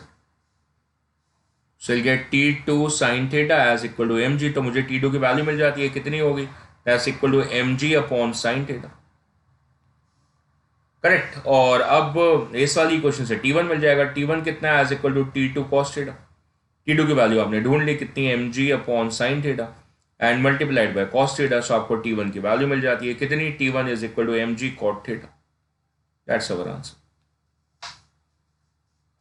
So pretty easily done, simple. क्या करा मैंने, फोर्स को रिजॉल्व करा, एक्स वाली फोर्सेस को बैलेंस कर लिया, वाई वाली फोर्सेस को बैलेंस कर लिया, दो वेरिएबल्स है T1 एंड T2, दोनों को सॉल्व करके महारत हासिल कर ली। वैल्यू से देख लेते हैं, रिपीट भी हो जाएगा। तो इस स्ट्रिंग में क्वेश्चन कई बार ऐसे भी आता है, find the tension in the horizontal string only, या the string which is connected with the ceiling, उसमें निकालो। स्पेसिफिक भी हो सकता है ना, अभी हम दोनों निकाल लेते हैं। तो इस वाली टेंशन को टी ए लिख लेते हैं, इस वाली टेंशन को टी बी लिख लेते हैं। एंगल को ध्यान से देखिएगा, एंगल में गलती करेंगे नहीं। ये एंगल कितना है, 30 आ गया, पता है ना ऑल्टरनेट एंगल से। फिर टीबी को रिजॉल्व करें, सो टीबी का कंपोनेंट आ गया यहाँ पे टीबी cos 30, पता है ना कि इधर जहाँ एंगल कंटेन होता है वो cos होता है। सो cos 30 मतलब √3/2 हो गया। और एक ऊपर की तरफ फोर्स आ जाएगी टीबी sin 30, sin 30 मतलब 1/2 हो गया। नीचे mg लग रही है कितनी, 100 न्यूटन सीधा गया ना भाई। अब क्या करें, वर्टिकल फोर्स को पहले बैलेंस करो, TB/2 इज इक्वल टू 100, करो balance. So TB/2 equal to 100, so TB की वैल्यू मिल गई आपको, खुश हो गए आप। TB की वैल्यू कितनी आ गई, 200 न्यूटन आ गई, वेरी गुड। और फिर क्या करो, हॉरिजॉन्टल फोर्स को बैलेंस करो। हॉरिजॉन्टल फोर्स कितनी है यहाँ पे सर, टी है, यहाँ पे कितनी है सर, TB √3/2। सो इक्वल करो, हॉरिजॉन्टल भी तो कहीं नहीं जा रहा ना, भाग तो नहीं रहा वहाँ पे, कहीं नहीं जा रहा, तो वहाँ भी बैलेंस हो गया। So what's the value for that T है, टी हो गया sir TB into √3/2, very good. So TB कितना है 200, सो 200 इंटू √3/2 कितना होता है सर, 100√3 होता है, वेरी गुड। आगे सॉल्व करना है, कर लो। √3 कितना होता है 1.732 मल्टीप्लाइड बाय 100 कितना हुआ 1.732 multiplied by 173.2 is my answer, ये मेरा आंसर। अब ऐसे भी क्वेश्चन हो सकता है which string has higher tension, तो क्लियर हो गया।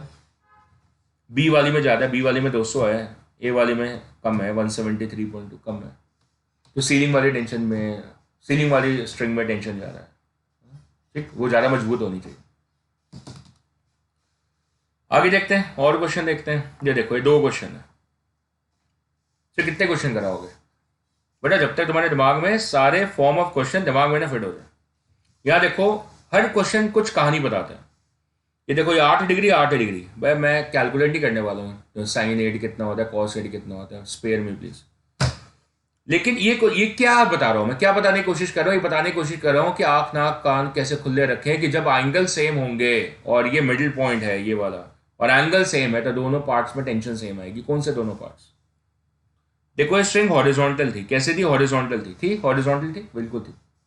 अब बीच में चिड़िया बैठ गया आके, चिड़िया है ना, ये चिड़िया आके बैठ गया यहाँ पे, मेरी बालकनी में भी बैठी हुई है अभी, ये चिड़िया आगे बैठ गया यहाँ पे। उसने क्या करा, डिप्रेस कर दिया इसको, क्या कर दिया, डिप्रेस कर दिया नीचे, इसको ले गई इसको वजन की वजह से। तो उसका वजन है भाई, चिड़िया है, ज्यादा वजन तो है नहीं। कपड़े भी सुखाते हैं ना, ऐसे हम कपड़े नहीं सुखाते, हम रस्सी बांध दी उसके ऊपर कपड़े सुखा दिए तो क्या होती है, रस्सी थोड़ी सी बेंड कर जाती है बीच में से, वही तो हुआ है, सैगिंग आ गई उसके अंदर नीचे की तरफ, सैगिंग SAGGING, सैगिंग आ गई उसके अंदर, डिफ्लेक्शन आ गई वर्टिकली नीचे। क्यों आ गई, वेट की वजह से आ गई, mg लग रही होगी नीचे यहाँ पे। तो स्ट्रिंग क्या होगी, स्ट्रेच होगी। स्ट्रेच का मतलब टेंशन आ गई, टेंशन आ गई, बराबर आएगी इधर इधर और इधर। क्यों बराबर क्यों आएगी, समझ नहीं आ रही क्या, देखो मान लो ये जो पर्टिकुलर एंगल है, ये वाला जो एंगल है ये अल्फा है और इधर वाला एंगल बीटा है, तो फिर टेंशन सेम नहीं आएगी, तो फिर बिल्कुल सेम नहीं आएगी, अल्फा बीटा एंगल होगा। तो क्यों, देखो समझाता हूं मैं। फिर आपने इधर टेंशन T1 ले ली, इधर टेंशन कितनी ले ली, T2 ले ली आपने, वेरी गुड। फिर आपने ये वाली लाइन ड्रॉ करी और इधर एंगल चेक करा, ये कितना आ गया अल्फा ऑल्टरनेट और ये एंगल कितना आ गया बीटा। फिर आपने हॉरिजॉन्टल में फोर्स को रिजॉल्व करके देखना है, करो। ये हो गया T1 cos अल्फा इस तरफ, वेरी गुड, और राइट साइड में कितना हो गया T2 cos बीटा हो गया, वेरी गुड। अब ये हिल तो रहा नहीं है, चिड़िया मजे से बैठेगी, घर बना लिया उसने अपने वहां, तो हॉरिजॉन्टल फोर्स बैलेंस होनी चाहिए। तो हॉरिजॉन्टल इधर कितनी है T1 cos अल्फा, राइट में कितनी है T2 cos बीटा। तो इसका मतलब that T1 cos alpha should be equal to T2 cos beta. तो भाई देखो टेंशन अलग है क्योंकि अल्फा बीटा अलग है, लेकिन अगर अल्फा बीटा सेम हो जाए तो sir cos alpha equal to cos beta हो जाएगा। तो फिर क्या होगा, तो फिर से cos alpha cos beta cancel हो जाएगा, T1 इक्वल टू T2 आ जाएगा। हाँ कि ना, T1 इक्वल टू T2 आ जाएगा। यही तो बात मैंने सरलता से समझा दी थी पहले।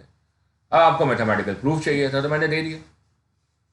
तो इसका मतलब बिल्कुल क्लियर हो गया जी कि यहां पे जितनी टेंशन होगी और यहां पे जितनी टेंशन आएगी सेम आएगी। उसका रीजन भी क्लियर हो गया आपको। रीजन क्या क्लियर हो गया, रीजन क्या क्लियर हो गया बोलो, क्योंकि एंगल सेम है, दिख गया ना इसलिए। अब आपने क्या करना है, वर्टिकल देखना है, हॉरिजॉन्टल देखने की जो लोड ही नहीं है, क्योंकि वो तो पता चल गया कि हॉरिजॉन्टल से क्या पता चलना था, T1 और T2 के बीच का रिलेशन वो तो सेम होगा। अब mg नीचे लग रही है, अब आपने एंगल चेक करें, सॉल्व नहीं करूंगा मैं, पहले बता दूंगा, बिल्कुल सॉल्व नहीं करने वाला। 8 डिग्री के एंगल से मुझे परहेज है, मैं नहीं करने वाला सॉल्व। तो इधर हॉरिजॉन्टल वाला कंपोनेंट क्या आ गया था, कॉस आ गया था, तो वर्टिकल वाला कितना आ जाएगा, वर्टिकल वाला साइन आ जाएगा sir. So T sine of 8 degree आ गया, टी साइन 8। इधर से भी तो आएगा, इधर वाले राइट साइड वाले कॉम्पोनेंट से, वो भी टी साइन 8। कॉस वाले तो हमने उड़ा दिए ना, यहाँ पे टी कॉस 8 आना था, यहाँ पर भी टी कॉस 8 आना था, वो तो कैंसिल हो गए ना आपस में। और वर्टिकल भी बैलेंस कर गया, हॉरिजॉन्टल भी बैलेंस ही कर गया, टी कॉस 8 को कैंसिल कर गया, और वर्टिकल भी बैलेंस कर गया। कितना हो गया? Twice of T sine 8 as equal to M G, खत्म। सो टेंशन निकालनी है, सो टी की वैल्यू निकाल लोगे यहां से, that is equal to M g upon twice of sine 8, आ गया। मास की वैल्यू 75 ग्राम्स गिवन है, तो 75 अपॉन 1000 ये हो गया उसका, एंड इंटू जी में 9.8 गिवन है, 9.8 रख लो। मैंने कैलकुलेट ही नहीं करना, तो मैं कुछ भी रखूँ, करना तो आपने ही होगा। Divided by 2 into sine of 8। अब साइन ऑफ 8 की वैल्यू ढूंढ लेना, साइन 8 डिग्री कितना होता है, कैलकुलेटर से डाल के फिट करके आंसर आपका आ जाएगा। नहीं तो ट्रिग्नोमेट्रिक टेबल से देख लेना साइन 8 की वैल्यू, नहीं तो आपको निकालनी हो तो कोई भी साइन ए प्लस बी ऐसे किसी फॉर्मूले से निकालनी हो, निकालना भाई, मेरे बस की नहीं, मैं नहीं निकाल रहा इसको। आई am not focusing on the mathematical calculation right now. कर सकता हूँ मैं इसको, यहाँ टाइम को वेस्ट करूँ मैं? साइन 8 डिग्री की वैल्यू भी तो मुझे ढूंढनी पड़ेगी ना कहीं से, कौन ढूंढे? So the idea is done, you have to complete the question. आप करिएगा, बाकी सारी मजाक साइड, आप सॉल्व करके उसका आंसर निकाल के अपनी कॉपी में लिख लीजिए। मुद्दा मैंने समझा दिया कि क्वेश्चन मैंने क्यों करवाया, क्योंकि दोनों साइड पे एंगल की वैल्यू सेम थी, तो मुझे पूरा भरोसा था कि एंगल की वैल्यू सेम होने की वजह से कि स्ट्रिंग में टेंशन की वैल्यू सेम आएगी, middle point of the string. ठीक है जी, क्लियर है? बिल्कुल सही, वेरी गुड।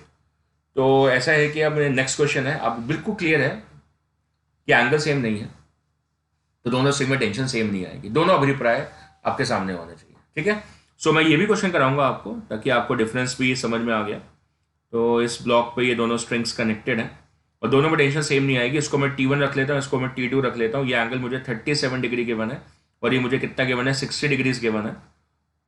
तो रिजॉल्व करते हैं फिर इसको। ये एंगल कितना, 37 हो गया, और ये कितना हो गया, 60 हो गया, ऑल्टरनेट एंगल्स हो गए। चलो आप कर लो सॉल्व, करो साथ में करो आप सॉल्व, देखिए कौन पहले फर्स्ट आता है। ठीक है, ये कितना हो गया, T1 cos 37, cos 37 4/5।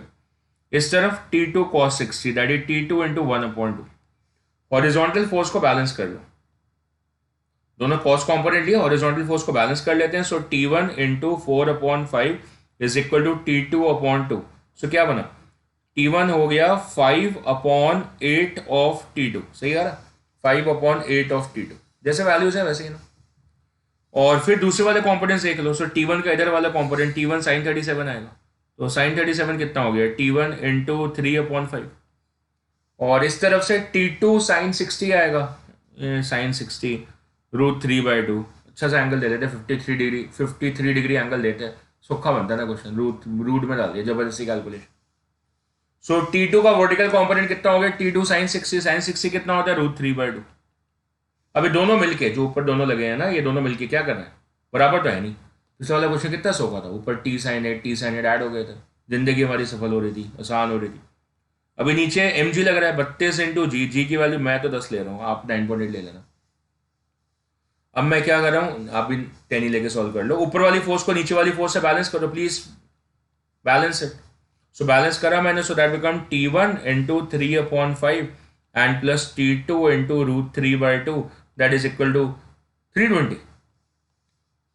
अब T1 कितना था, T1 यहाँ से T1 था 5/8 T2, डालो यहाँ पे 5/8 of T2 into 3/5 plus T2 into √3/2 is equal to 320। अब यहाँ से तो आप सॉल्व कर सकते हो, 5 and 5 cancel, T2 common, 3/8 plus √3/2 is equal to 320। So आपको T2 की वैल्यू आ जाएगी 320 divided by 3 plus 4√3/8। So that's 320 into 8 divided by 3 plus 4√3 and this much newtons. You can of course calculate and get the answer in the decimals also. ये T2 आ गया, फिर T1 यहाँ से आ जाएगा। T1 कितना है, 5/8 times of T2। The moment you calculate T2 उसकी value place कर लेना। फिलहाल 5/8 इंटू 320 इंटू 8 अपॉन 3 प्लस 4√3 है, सो 8 and 8 कैंसिल हो गया है। सो 5 इंटू 320 हो गया, सो कितना हो गया, 1600/3 प्लस 4√3 वैल्यू आ गई। ये कितना था, 8 दूनी 16, 2560 2560/3 प्लस 4√3 न्यूटन्स। ये हमारे दोनों आंसर क्रिएट हो गए। पूरी लाइफ कॉम्प्लिकेट हो गई क्योंकि टेंशन सेम नहीं थी, क्योंकि एंगल सेम नहीं था। फिर भी आंसर तो हम निकाल ही लेंगे, चैम्प है हम लोग, आंसर तो हम निकाल ही लेते। चलो, वधिया वाला क्वेश्चन, वधिया वाला क्वेश्चन। ये मेरा ना, जैसे मैं जब इंस्टीट्यूट में पढ़ा रहा था, तो जब मेरा पहला इंटरव्यू हुआ था, the first interview to get into an premium institution, तो मेरे सामने ये क्वेश्चन आया था, ये वाला क्वेश्चन आया था। ऑफकोर्स मैंने सही आंसर दिया था, पर आया था ये क्वेश्चन। मैंने इसलिए दिया था, मैंने करा हुआ था क्वेश्चन, तो मैंने स्पॉन्टेनियसली आंसर दे दिया था। ठीक है, सो अ weight mg is suspended from the middle of a rope whose ends are at the same level. So ये मेरे कपड़े सुखाने वाली रोप है ना, ऐसे वाली रोप है, ये यहाँ से फिक्स है एंड से, और सेम लेवल पर है, दोनों दोनों लेवल सेम है। ये ए एंड है, ये बी एंड है। देखे ना आपको, जब रस्सी सुखाने वाला कपड़ा देखते हो ना, रस्सी सुखाने वाला नहीं, कपड़े सुखाने वाली जो रस्सी होती है, उल्टा बोल दिया मैंने, रस्सी सुखाने वाले कपड़ा, कपड़े सुखाने वाली जो रस्सी होती है, उसको मैंने कैसे हॉरिजॉन्टल सेम लेवल पे बांध दिया। ऐसे तो नहीं बांधते, ऐसे ऐसे ऐसे ही कपड़े स्लाइड करें, ऐसे नहीं होता, सेम लेवल पे होता है, वही लिखा हुआ है क्वेश्चन में। अब मैंने क्या करा, एमजी को सस्पेंड कर दिया, so the rope is no longer horizontal. Of course G के क्वेश्चन है ये तो, कि अब जो रोप है वो हॉरिजॉन्टल नहीं रहेगी, अब वो नीचे आ जाएगी, तो ऐसे होगी। अभी पीछे चिड़िया नहीं बैठी थी बीच में, तो ये हो गया। So minimum tension which is required, middle लिखा हुआ है तो बीच में से आ गया, ये वेट आ गया, एमजी लिख लो, MG. Minimum tension required to straight the rope. बंदा एमजी हटा लो, स्ट्रेट हो जाएगी रोप, पर एमजी नहीं हटानी। क्वेश्चन का मूल मंत्र ये है कि भाई चिड़िया के बैठे बैठे कपड़े उसके ऊपर लदे हुए हैं, फिर भी आपको उसको स्ट्रेट करना है। करके देखो, जाके अपनी बालकनीज में करके देखो, ट्राई टू डू इट, होगी ही नहीं, होगी ही नहीं। करके देख लो, मेहनत करके देख लो, आंसर इसी से आ गया, आंसर इसी से आ गया कि होगी ही नहीं। बाकी प्रूफ करना है, मैथ्स तो लगा दिए ना आपके, प्रैक्टिकल तो आपने दुनिया में कभी सोचना ही नहीं ना। अब तो पूरे पूरे सॉल्यूशन पे जाते हैं ना, देखना पड़ता है ना आपको, जाके देखो ये लिखा था सर, वो लिखा था सर, ये लिखा था, फिर प्रैक्टिकल करके देख लो, पता चल जाएगा। ये एंगल थीटा, ये एंगल थीटा, एज्यूम कर लिया, क्यों भैया मिडल है, मिडल पॉइंट है, मिडल पॉइंट से ऐसे गया तो दिखेगा ना, दोनों एंगल सेम आएंगे। चलो, तो फिर अगर एंगल सेम है तो टेंशन भी सेम है, ये तो पीछे बर्ड वाले केस में कर ही लिया हमने। फिर उससे ये वाला एंगल थीटा, ये वाला angle theta, T cos theta, T cos theta शहीद हो गए, कैंसिल हो गए, आपस में उड़ गए गए, और ये टी साइन थीटा ऊपर के जाते समय दोनों ऐड हो गए, so twice of T sine theta हो गए। अब क्या हुआ, बैलेंस हो गए sir. So twice of T sine theta किसके बराबर हो गया, एमजी के बराबर, ताही तो स्टैटिक है ना, बिल्कुल ऐसा स्टैटिक हो गया। Twice of T sine theta that becomes equal to MG. Very very good, excellent. So T की वैल्यू कितनी होगी, टी हो गया sir MG upon 2 sine theta. Very good, answer आ गया, खत्म। क्या खत्म सर, हॉरिजॉन्टल करना है। अच्छा, इसको कंप्लीटली हॉरिजॉन्टल करना है, वेरी गुड। ये स्विंग हॉरिजॉन्टल कब होगी सर, जब थीटा 0 हो जाएगा, ताही तो हॉरिजॉन्टल होगी, जब थीटा 0 हो जाएगा। थीटा 0 कर दो, एमजी थोड़ी हटाई है, एमजी हटाया नहीं हमने, वो कह रहा है कि एमजी बिना हटाए तो उसको है कर दो, हमने कहा होना ही नहीं, पॉसिबल ही नहीं है, प्रूफ करो, कर दिया। साइन कितना, 0, साइन 0 कितना होता है सर, 0, सो 2 इंटू 0 कितना होता है सर, 0, एनीथिंग अपॉन 0 कितना होता है, infinite, so T becomes infinite. Infinite tension लगेगी, लगाओ भैया, लगाओ जाके। So what is T equal to infinity means, maths के अंदर it's a huge number, it's a very vast number. Physics में sometimes it says an improbable physical situation, that means that situation is not going to work out. Any particular amount of force you apply, it's never going to straighten out. That's the meaning, the deep meaning of it, the reasoning behind it. So t equal to infinity might be the answer. Of course, it is the answer. That's the C part is the answer. It requires an infinite amount of effort, but still, it's not gonna be straightened out. तो यही तरीका है कि वो string deform ही ना करे। तो आपने देखा होगा आपके बाथरूम्स में, you will be having a steel string. Usually आप जो बालकनीज में लगाते हैं, आजकल तो खैर हम हैंगर्स यूज करते हैं जो भी स्टील के बने होते हैं, जब उनको पुल करते हैं आपने देखा होगा, मल्टीपल हैंगर्स होते हैं। हैंगर्स मतलब वो वाले नहीं, ऐसे रॉड्स बनी होती है बहुत सारी, वो एक एक करके रॉड्स नीचे पुल हो जाती हैं, उसके ऊपर कपड़े सुखाइए, फिर थ्रेड्स को रिलीज कर दीजिए, अपने आप ऊपर चली जाती है, ऑटोमेटिक सिस्टम होता है, मैंने भी इंस्टॉल किया हुआ। वो भी स्टील से बनी होती है, रॉड्स जो होती हैं। बड़ा बाथरूम में आप होटल्स वगैरह में जाते हैं तो you will find in the bathroom there is लगा होता है, मैंने वो भी लगा रखा है घर पे। उसको ऐसे खींचेंगे तो उसके अंदर से स्टील की स्ट्रिंग निकलेगी, उसको सामने अटका देते हैं, टेम्परेरी, है ना। तो स्टील की बनी होती है, तो स्टील कम डिफॉर्म करता है, तो उसके ऊपर कुछ हल्का फुल्का वजन डालोगे तो वो कम डिप्रेस होगा, पर होगा जरूर, कम होगा। और फिर अगर आप उसको कपड़े रखे रखे खींचने चाहेंगे वापस, नहीं होगा, तो tension will be infinite. Done है जी।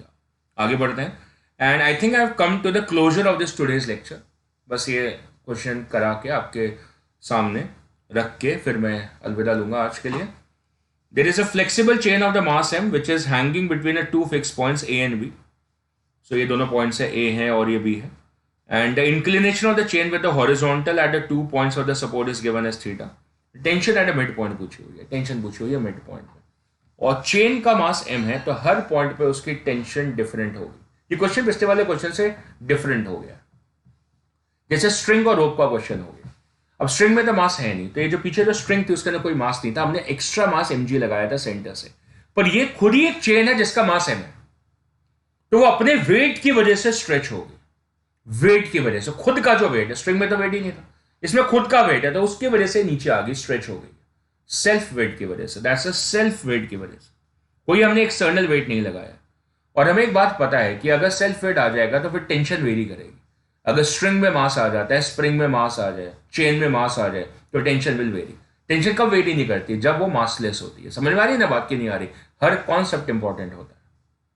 तो इसका मतलब अगर इसके अंदर मैं ए पॉइंट और पी पॉइंट देखूंगा तो दोनों पर टेंशन सेम नहीं आएगी। ए और बी पे सेम आ जाएगी क्योंकि सपोर्ट एंड्स है, वहां पे सेम आ जाएगी, सिमेट्री है डायग्राम। ए और बी पे टेंशन सेम आएगी, पी पे डिफरेंट आएगी। ठीक है ना? अभी जैसे मैंने क्वेश्चन नहीं पूछा था आपसे कि एक हॉरिजॉन्टल स्ट्रिंग थी और इंक्लाइन स्ट्रिंग, तो किस में टेंशन जा रही थी? ऊपर वाले में टेंशन ज्यादा आ रही थी, तो डिफरेंट आ रही थी। तो यहाँ पे ए और पी पे टेंशन डिफरेंट आएगी। तो निकालनी है आपको, कितना निकालना? टेंशन लगती कैसे ये तो बता दो मुझे, मैं भूल गया हूं, आप बता दो। सर अलोंग द स्ट्रिंग लगती है। Excellent my dear, along. तो यहां पे जब आप टेंशन देखोगे, यहां पे इस जगह पे, यहां पे, तो यहां पे अलोंग लगेगी। अलोंग मतलब टेंजेंट पे लग जाएगी यहां। तो बेसिकली अलोंग का मतलब टेंजेंट होता है। ये जैसे आपकी स्ट्रिंग है, तो यहां पे टेंशन कैसे लगेगी? Along the tension. यहां पे कैसे लगेगी? Along the tension. यहां पे कैसे लगेगी? Along the tension. यहां पे कैसे लगेगी? Along the tension. तो सब जगह पे कहां लगेगी? Along the tension. ऐसे लगेगी ना टेंशन। सो कहां लग रही है? It's acting along the tangent. Clear है? इजी हो जाता है ना, अलोंग द स्ट्रिंग भी है, टेंजेंट हो गई, बात समझ में आ जाती है, इजी हो जाता है। तो फिर देखो, फिर मैं क्या कर रहा हूं, इसको हाफ कर लेता हूं, हाफ। तो इधर वाले की फ्री बॉडी बना लेता हूं, इधर वाले की, तो इधर वाले की फ्री बॉडी बना ली मैंने। तो इधर वाले की फ्री बॉडी अगर मैं बना लूं इस इतने पार्ट की, ये जो पार्ट है इतने पार्ट की, तो इस पर अब मैं टेंशन दिखा दूं। तो एक्चुअली में ये दो पार्ट्स हैं ऐसे, जस्ट 2 मिनट और दूंगा। तो इनके बीच में टेंशन है, कैसे लग रही है? ऐसे लग रही है। यहाँ पे टेंशन बनी ना, यहाँ पे देखो, इधर ऐसे वाली, इधर वाली, ये वाली। समझ आ रही कि नहीं आ रही? देखो इधर वाली। सो ये टेंशन आ गई। ये कितनी है? टी। कहाँ पे? पी पे, मिडिल पॉइंट पे, टी पी, टी पी। अब मेरा इंटरेस्ट सिर्फ लेफ्ट साइड वाली फ्री बॉडी में, और फिर इधर भी टेंशन आ गई, इधर ए वाले पॉइंट पे। तो ये ए वाले पॉइंट की टेंशन होगी जो वहां पे टेंशन पे लग रही है, टी होगी। उधर का एंगल भी गिवन है मुझे, उसका एंगल कितना गिवन है? ये थीटा गिवन है। तो ये एंगल कितना हो गया? थीटा हो गया। अब मुझको सिर्फ इस लेफ्ट सेक्शन की, जो लेफ्ट वाला सेक्शन है, इसकी फ्री बॉडी में इंटरेस्ट है। लेफ्ट सेक्शन की फ्री बॉडी बना लेता हूं। इसका वेट कितना है? सेंटर से लगेगा, इसका वेट कितना है? दैट इज mg/2, हाफ, क्योंकि हाफ तो इसका भी है ना। और मैं फ्री बॉडी किसकी बना रहा हूं? लेफ्ट हाफ की। सो मेरा क्वेश्चन ऑलमोस्ट डन है। डन कैसे? नीट बना दो दोबारा से, लेफ्ट सेक्शन की खाली।